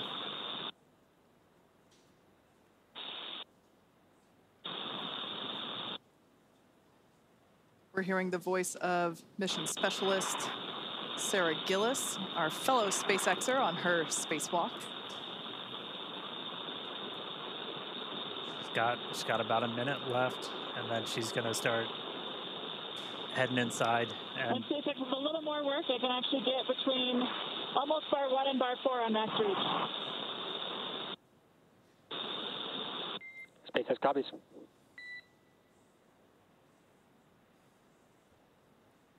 and you could see the Earth dark, and we flew into like an orbital. All right, and test matrix to kind of combine them, so we'll call that complete.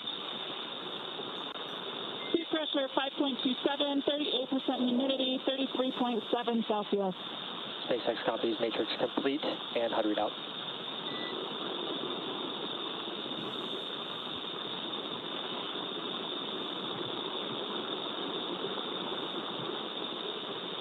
Stepping into hands-free demo. I'm able to engage and disengage my feet.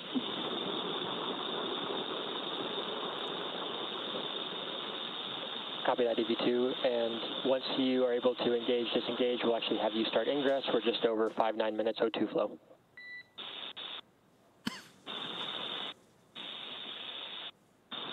Copy.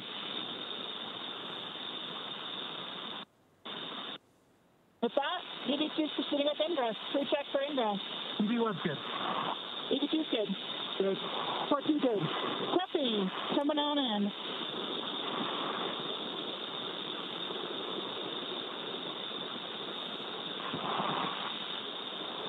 All right, and just like that, Sarah's going to start making her way in. Check those hatch seals again.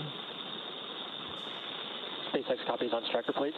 And EV2, I have one more ask for the hatch, if you can check that out as well when ready to copy.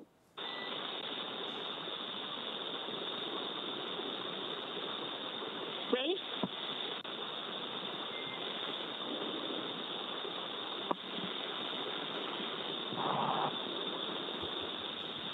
And copy.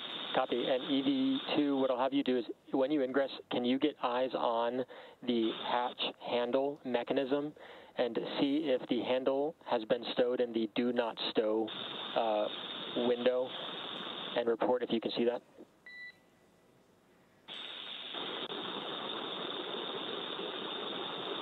Check it.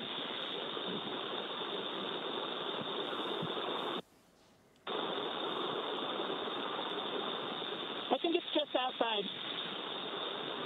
Copy, just outside. Thank you. Just outside the range.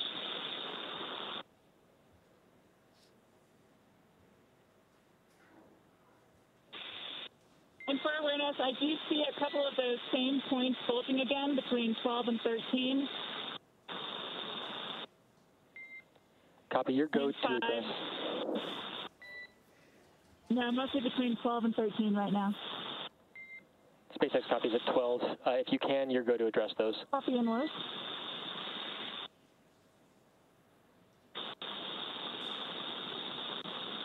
These numbers being called out represent the location around.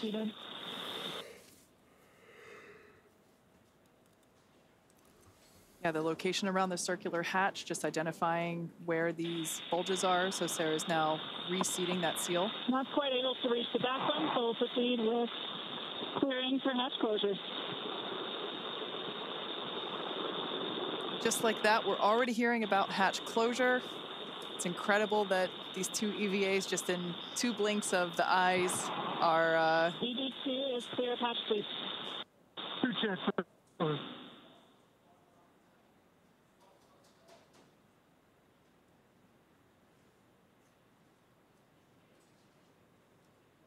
On your screen there is SpaceX Core, or Crew Operations and Resource Engineer. On duty tonight is Arthur Berrialt. This is the voice to the crew throughout their operations. Of course, you know, everyone has to sleep, so we have different shifts for Core. But Mike, your time in Dragon. Driving close. You're good? Copy. Deploying handle.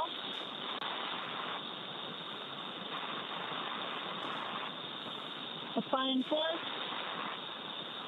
and closing.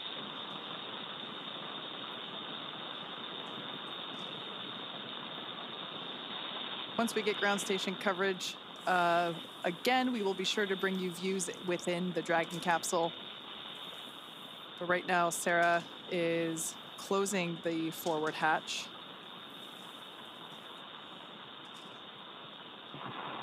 It sounds like we might give the motor a try. Confirm the hatch is visually indicating closed. Command hatches verified latch. Hey, command and EVA hatch closed.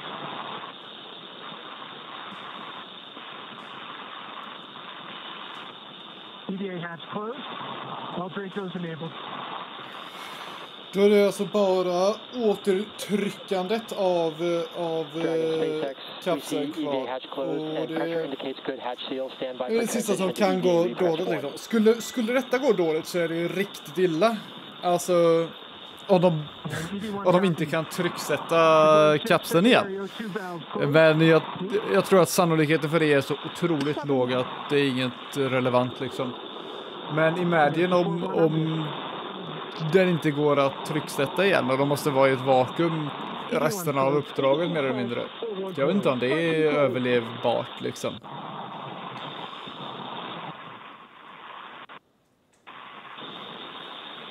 So a couple of real big moments right there.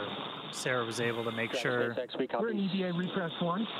We copy secondary flow is closed and agree. EVA repress 1.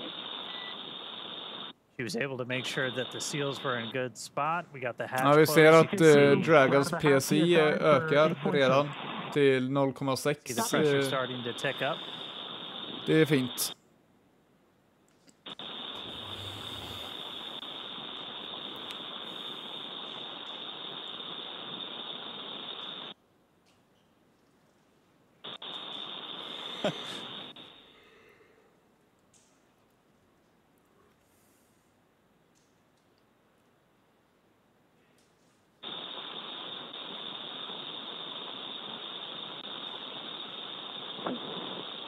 Just a final confirmation. Everyone confirm secondary O2 valves are closed.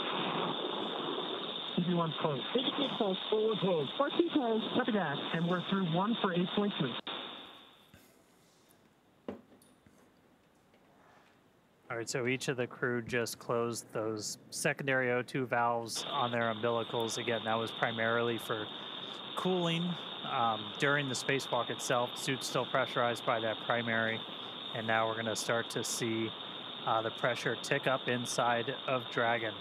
Right after they get the hatch closed, they're able to do kind of an initial pressure check. Because again, oxygen, it's an open loop system with these suits still flowing into the cabin. You're able to see positive pressure response showing that the cabin, the hatch was closed and was sealed.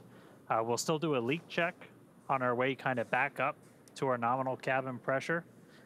So we're going to continue ticking up until we're about 8.3 psi, and then we're going to transition into the second phase of our repress. Really the difference between repress 1 and repress 2 is how frequently we're injecting atmosphere, as kind of the repress is also pretty unique with Dragon. We're repressurizing with just nitrogen right now, which is a little bit unique. Obviously you have nitrogen and oxygen in your atmosphere. With this, we have O2 flowing into the cabin through the suits, so we only need to add nitrogen. So we're able to just basically add a bunch of that to really start getting your pressure up. O2 continues to flow into the cabin through the suits, and we're going to continue pressurizing until we're pretty much right back at our 14. Right at about our 14 or so PSI. And we're also looking at what the partial pressure of oxygen is, because we want to make sure the crew takes helmets off and everything, that plenty of oxygen in the cabin. And then we're going to change that injection rate to just help with the mixing. Is microgravity, everything's harder, everything's on hard mode, and you don't just have natural convection. So like, I mean, space station, I think I've heard it a bunch of times, Mike, like you just constant noise of fans. That's right. Almost. Yeah, there's you've got to continually recycle that air, and one, to help get rid of the CO2, right? Because as they're taking in that oxygen, they're breathing out the CO2, and we need to get that out of the system, which is another important reason to have that air constantly circulating. Yeah. Man, that felt really quick. It did. That was really cool to see them outside for the first time. And what they were actually doing out there is a bunch of pretty simple tests as it looked, but like this is just learning how the heck do you move, because like just moving around in microgravity is tough, right? It is tough. Dragon SpaceX, we're about 2.5 minutes from Tedra's handover. EV1 copy. Out of 3. Yeah, that movement is tough, and there is a big difference just of moving around when you're in your short sleeves like we're inside the capsule, and when you put on that spacesuit, it's much more challenging to move around with that on. Yeah, and what they were really doing was just kind of like you put your hand on Skywalker, and then you're changing your pitch, you're doing translation up and down and everything. And then the one that I think is kind of cool is max reach, because like just going like that is, you know, not easy. Yeah, and I think one of the other things I thought was interesting is you heard, I think it was Sarah, talk about the horizontal rail versus the vertical and how much easier that was for her to grab onto or utilize versus the vertical one. So simple things like that, you know, for us, it's not a big deal. Yeah. But out there in the vacuum and in the microgravity environment, it does become a much bigger deal. And you know, Dan and I, we've never been in space, so we certainly appreciate all of your expertise that you'd be able to share with us throughout this morning's operations and contributing your 2 cents. Yeah, no, thank you. It was great to be here. Just an incredible moment, not only for the Polaris Dawn, for all of SpaceX, and really for humanity, because it's just one of those small steps that's taken us that much closer to being that interplanetary species. So thank you very much for having me around. Our pleasure. Awesome. You're welcome back anytime. Excellent. All right. Good to see you, Hopper. Yeah. Thanks. Bye-bye. All right, so repress is continuing. We're a little over 4 PSI right now. Again, we're going to keep that going up until we're a little over 8, and then we're going to change our repress rate. We're basically just going to be injecting nitrogen for shorter periods of time. That's just going to help that atmosphere mix as we get the crew kind of back up to their basically their normal cabin atmosphere that they haven't actually been at for the last couple of days, because we started this whole process like right after we got on orbit. Yeah, it was almost like we launched them and gave them 2 seconds to acclimate and enjoy their cute 0G indicator, and immediately stepped into the pre-breathe in order to prepare for today's activity. And really, like you said, let them acclimate and let their bodies adjust. And, you know, the success of that really was demonstrated today by the fact that we were able to step through all of the steps today without having to take the optional and available breaks to allow the crew members to adjust during... Oh, sorry, I thought we were going to get something there. Yeah, that we're box getting coming in. The Tedra's in and out, so like we'll get it back. But. So yeah, just the fact that the all 4 crew members were able to just go right along and didn't have to pause as the option was available, I think it's a testament to the preparation that they did before and during. Garage check, EV1 good. EV2 good. 4 good. Part 2 good. Just heard a quick check-in from them, so we're going to keep counting the PSI up until we get to about 8. We are going to do another leak check on the way up to our nominal cabin pressure. As you introduce atmosphere, you're introducing temperature changes, not just pressure changes, and so we'll get to a nice, pretty stable point when we're at 8, and then we'll let it hang out there for a couple of minutes. Let the thermals kind of cancel out. That'll take about 5 minutes to do that. This obviously has to be done to make sure we've got a really tight seal with that hatch, as before we let crew get out of their seats, move about the cabin, anything like that, want to make sure Dragon is fully recovered. This is, we just use Dragon as an airlock. Yeah, and actually the info that you were talking about, you see it there on your screen live with that telemetry there in the bottom left and bottom right hand corners. We can see the Dragon capsule and the suit pressures but continuing to rise. It is incredible that we've only been in the EVA for 1 hour and 13 minutes. It flew by so quickly. 6 on cabin pressure, approaching 1 PSI on PPO2. I'm sure for Jared and Sarah, it flew by even quicker. Yeah. We just heard Jared call down. We're coming up on 1 PSI for PPO2, so what we're really tracking before we give the crew the go to get out of their suits is both the actual, like just the straight up, what the absolute pressure is inside, but also what the partial pressure of oxygen is. We want to make sure you don't have a hypoxic environment inside.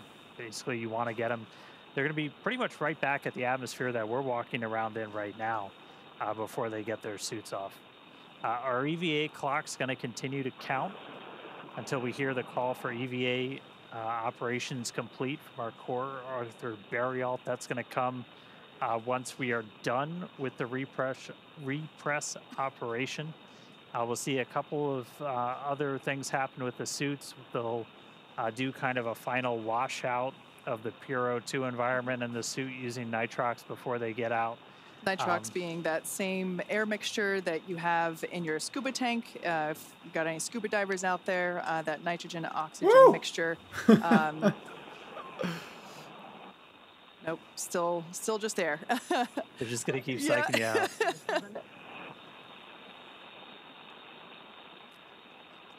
Should hopefully be getting video back from ground stations. SpaceX passing 7. Stand by for transition to repress 2 at 8.3. Okay, copy that, SpaceX. We're following along.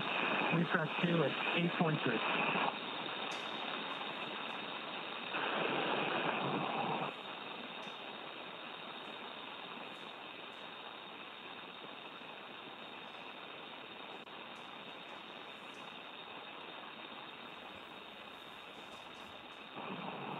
Yeah, so once we transition to repress 2, once we're at about 8.3 psi, we'll stay there for about 2 minutes.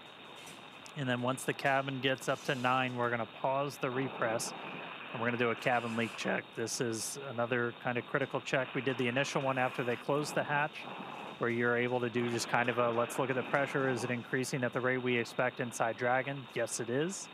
And so we were able to confirm that seals and everything looked good. We're going to do another leak check now that we've got more pressure inside Dragon, just to really make sure that we've got a good seal on that hatch before we finish the operation. Coming up on 8.3. We should be hopefully just about a minute and a half or so away from ground station, so might get those views back inside of Dragon. Yeah, it would be great to see them post EVA. Now, just like when we were depressurizing the capsule, there was the option to pause. EVA repress 2. Crew ops check. EV1's good. We're good. 42 good. And yeah, that comms that we're hearing. About a half PSI before we get to the leak check. Dragon SpaceX with you, monitoring for leak check at 9 psi. The continual checks with all 4 crew members to make sure that everyone is good. If the answer to one of those checks was no, there would be an option in this repress sequence to pause, possibly to reduce the, allow for ear pressure equalization. But again, just like the way that we depressurized, now this repress, it seems to be going really smoothly. Yeah, we're just about at 9. I'm going to say we're almost there, and then it's going to tick up. But we're going to pause at 9. We're going to do another cabin leak check. So we should hear that momentarily. All right, we're in EVA repress 2, stop.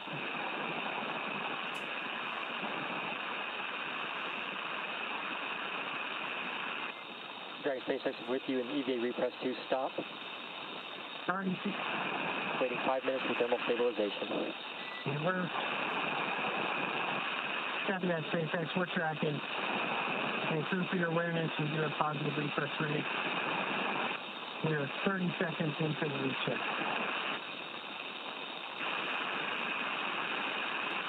Like we mentioned earlier, right now this repress is being done with nitrogen. Once we get your awareness, PPO2 is 1.35, halfway there.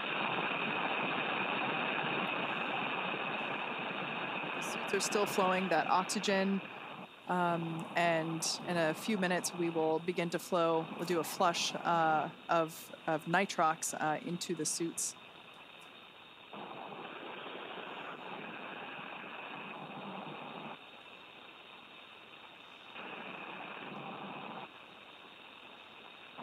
All right, we got our views back. There they are. Yo. It's a little sad to see that forward hatch closed again. It's got to be really hard when they tell you it's time to go back in. Yeah. Just one more minute. Yep. It reminds me of when I was a kid swimming in the pool. You know, time to get out. Just one more minute. I mean, it speaks to the professionalism for Jared, for Sarah, for the whole crew, really. Like that's got to be. Ha det gött, Virk. Kul att du hängde här och kolla. Lycka till med arbetet. Jag ska också dra snart. That extra 30 seconds, but so, they're true professionals. Yep. They know there's a timeline. One's good. One good. What you good? PPO2 just passed 1.5.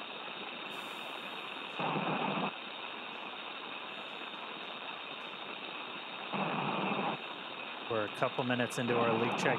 You're seeing the pressure continue to tick up. We've stopped the nitrogen injections, but again, oxygen coming out of essentially a vent line on those suits. And that is why you're going to continue to see the pressure tick up. You heard Jared call out the PPO2. That's gone up. That's your partial pressure of oxygen. We're looking for that to get to over about 2.6, a little bit higher.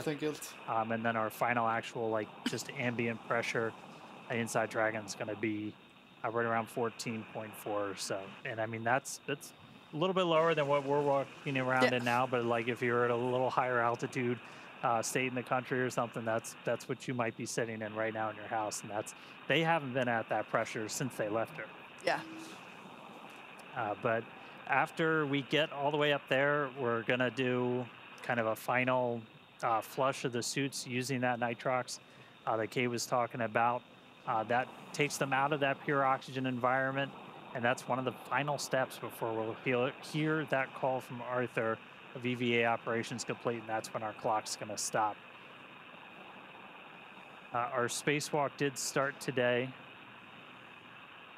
at 3:12 a.m. Pacific, 10:12 UTC. It's continuing to tick up. Ours was unique. We talked about it a little bit with Mike. There's different rules for every single spacewalk. It's kind of, it's fun, a little challenging sometimes to track all of them. Even on the space station, there's. We're halfway through the leak check. Still positive research.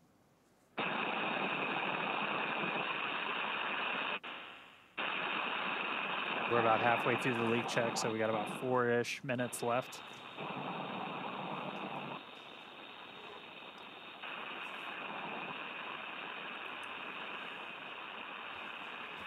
See the pressure inside Dragon stabilized during this leak check at 9.4. Helps to ensure that that forward hatch is properly sealed and shut. It's very similar to a suit leak check that we do in terms of sustaining a pressure and measuring that pressure over a period of time. Obviously the leak check for the capsule takes a little longer than the individual suit leak checks, but so far so good. A little bit more than halfway through. Yeah, bigger volume. Check evaluation period start 3 minutes. All right, so we hit. Copy that, SpaceX, we're tracking. We hit essentially a thermal stabilization. So again, this is the fun. I think it's chemistry. I'm not sure, but like as you're raising the pressure, you're changing the thermal environment inside the cabin, so temperature goes up. Your temperature goes up, your pressure can go up. So you wait for all of that to kind of equalize, and once that gets at a steady state, you can do a real no-kidding pressure check on this hatch. And so we're underway with that. That's going to take a couple of minutes, and then we'll hear the results, and then look to resume with the repress. It'll slow down a little bit for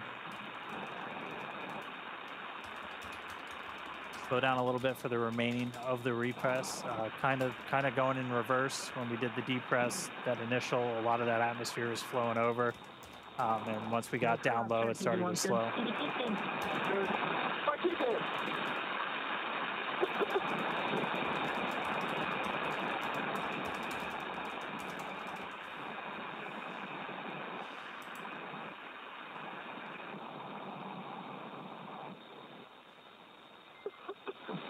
Really enjoying these in-cabin views.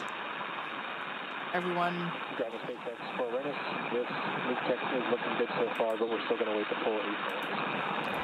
Hallå Simon, välkommen till streamen.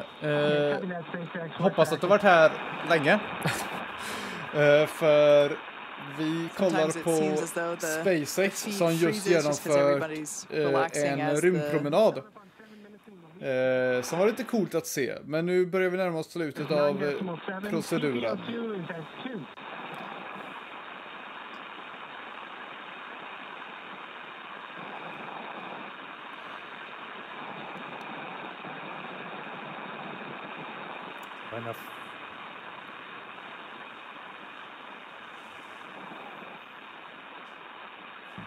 The final minute of our leak check. Reports on the ground, everything's still looking good.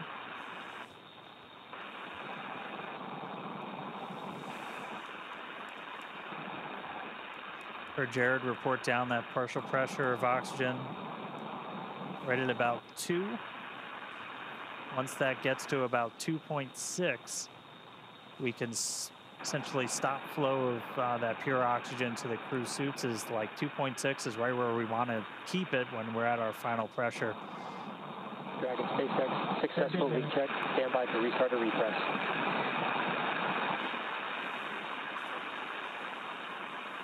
Copy that, SpaceX. We're following. Great news there. Successful leak check of the cabin. Repress 2.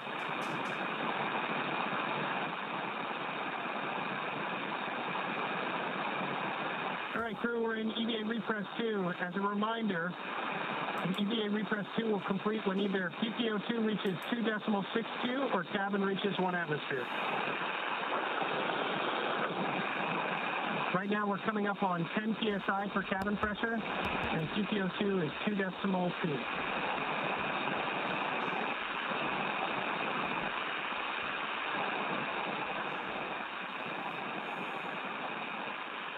It's a really good explainer there from Jared. Again, those are the values we're looking at. We're seeing the PPO2, that partial pressure of oxygen, continue to tick up. Once that gets to about 2.62, we're going to be done flowing that pure oxygen to the suits of the crew.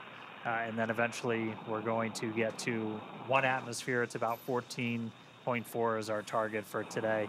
And then our repress will be complete. So this will go a little bit slower than the initial repress. This could take up to about 20 or 30 minutes, even in some of the times that we simmed it. You don't want to introduce them super quickly to a higher pressure.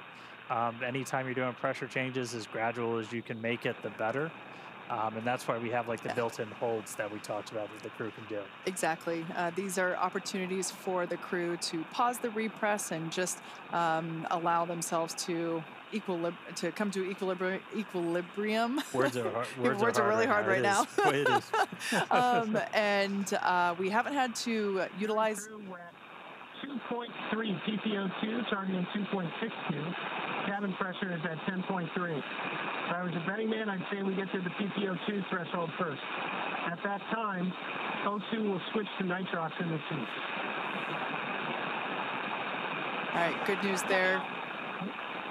And crew up check, everyone's good. Dragon SpaceX, we concur with EV1 call.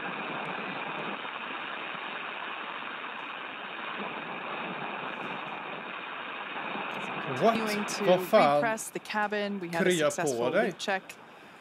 Du är sjuk och kan inte gå till skolan på 14 dagar.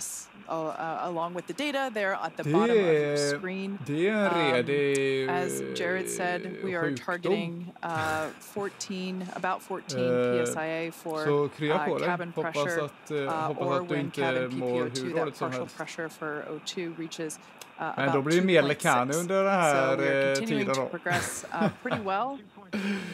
Nej, krya på dig. Men... ja, det här... Dan just said this portion of the repress could take up to 30 minutes, just so that we're allowing the crew to acclimate along with the capsule. Really cool day so far. It was awesome to see them, out there going. Ja, och eftersom det här kommer ta så lång tid, 30 minuter till säger de för återtryckningen av kameran, och det verkar som att allting har gått bra. Det var ascoolt att se dem där ute med fucking helmetcaven när Jared gick upp först. Alltså det var gåshud. Wow. Men jag tar och nöjer mig så med det här coveret. Och om ni vill se den sista biten av repressurization biten här, så kan ni ju gå in på spacex.com. Det är ganska lätt, det är bara att klicka spacex.com och så det första man ser är liksom en stor knapp, det är så watch. Så kan ni kolla på detta själva. Annars så avslutar jag streamen här. Håll utkik på kanalen. Det kommer en video om ett PvP-tournament. Antingen idag eller imorgon. Och då taggar vi det. För det kommer vara ett episkt PvP-tournament på LeCaNi i alla fall. Och alla är välkomna. Hur som helst. Jag är nöjd. Bra stream. Och ni får det så jävla gött. Prenumerera för mera. Så ses vi nästa avsnitt. Ja, det tycker jag gärna.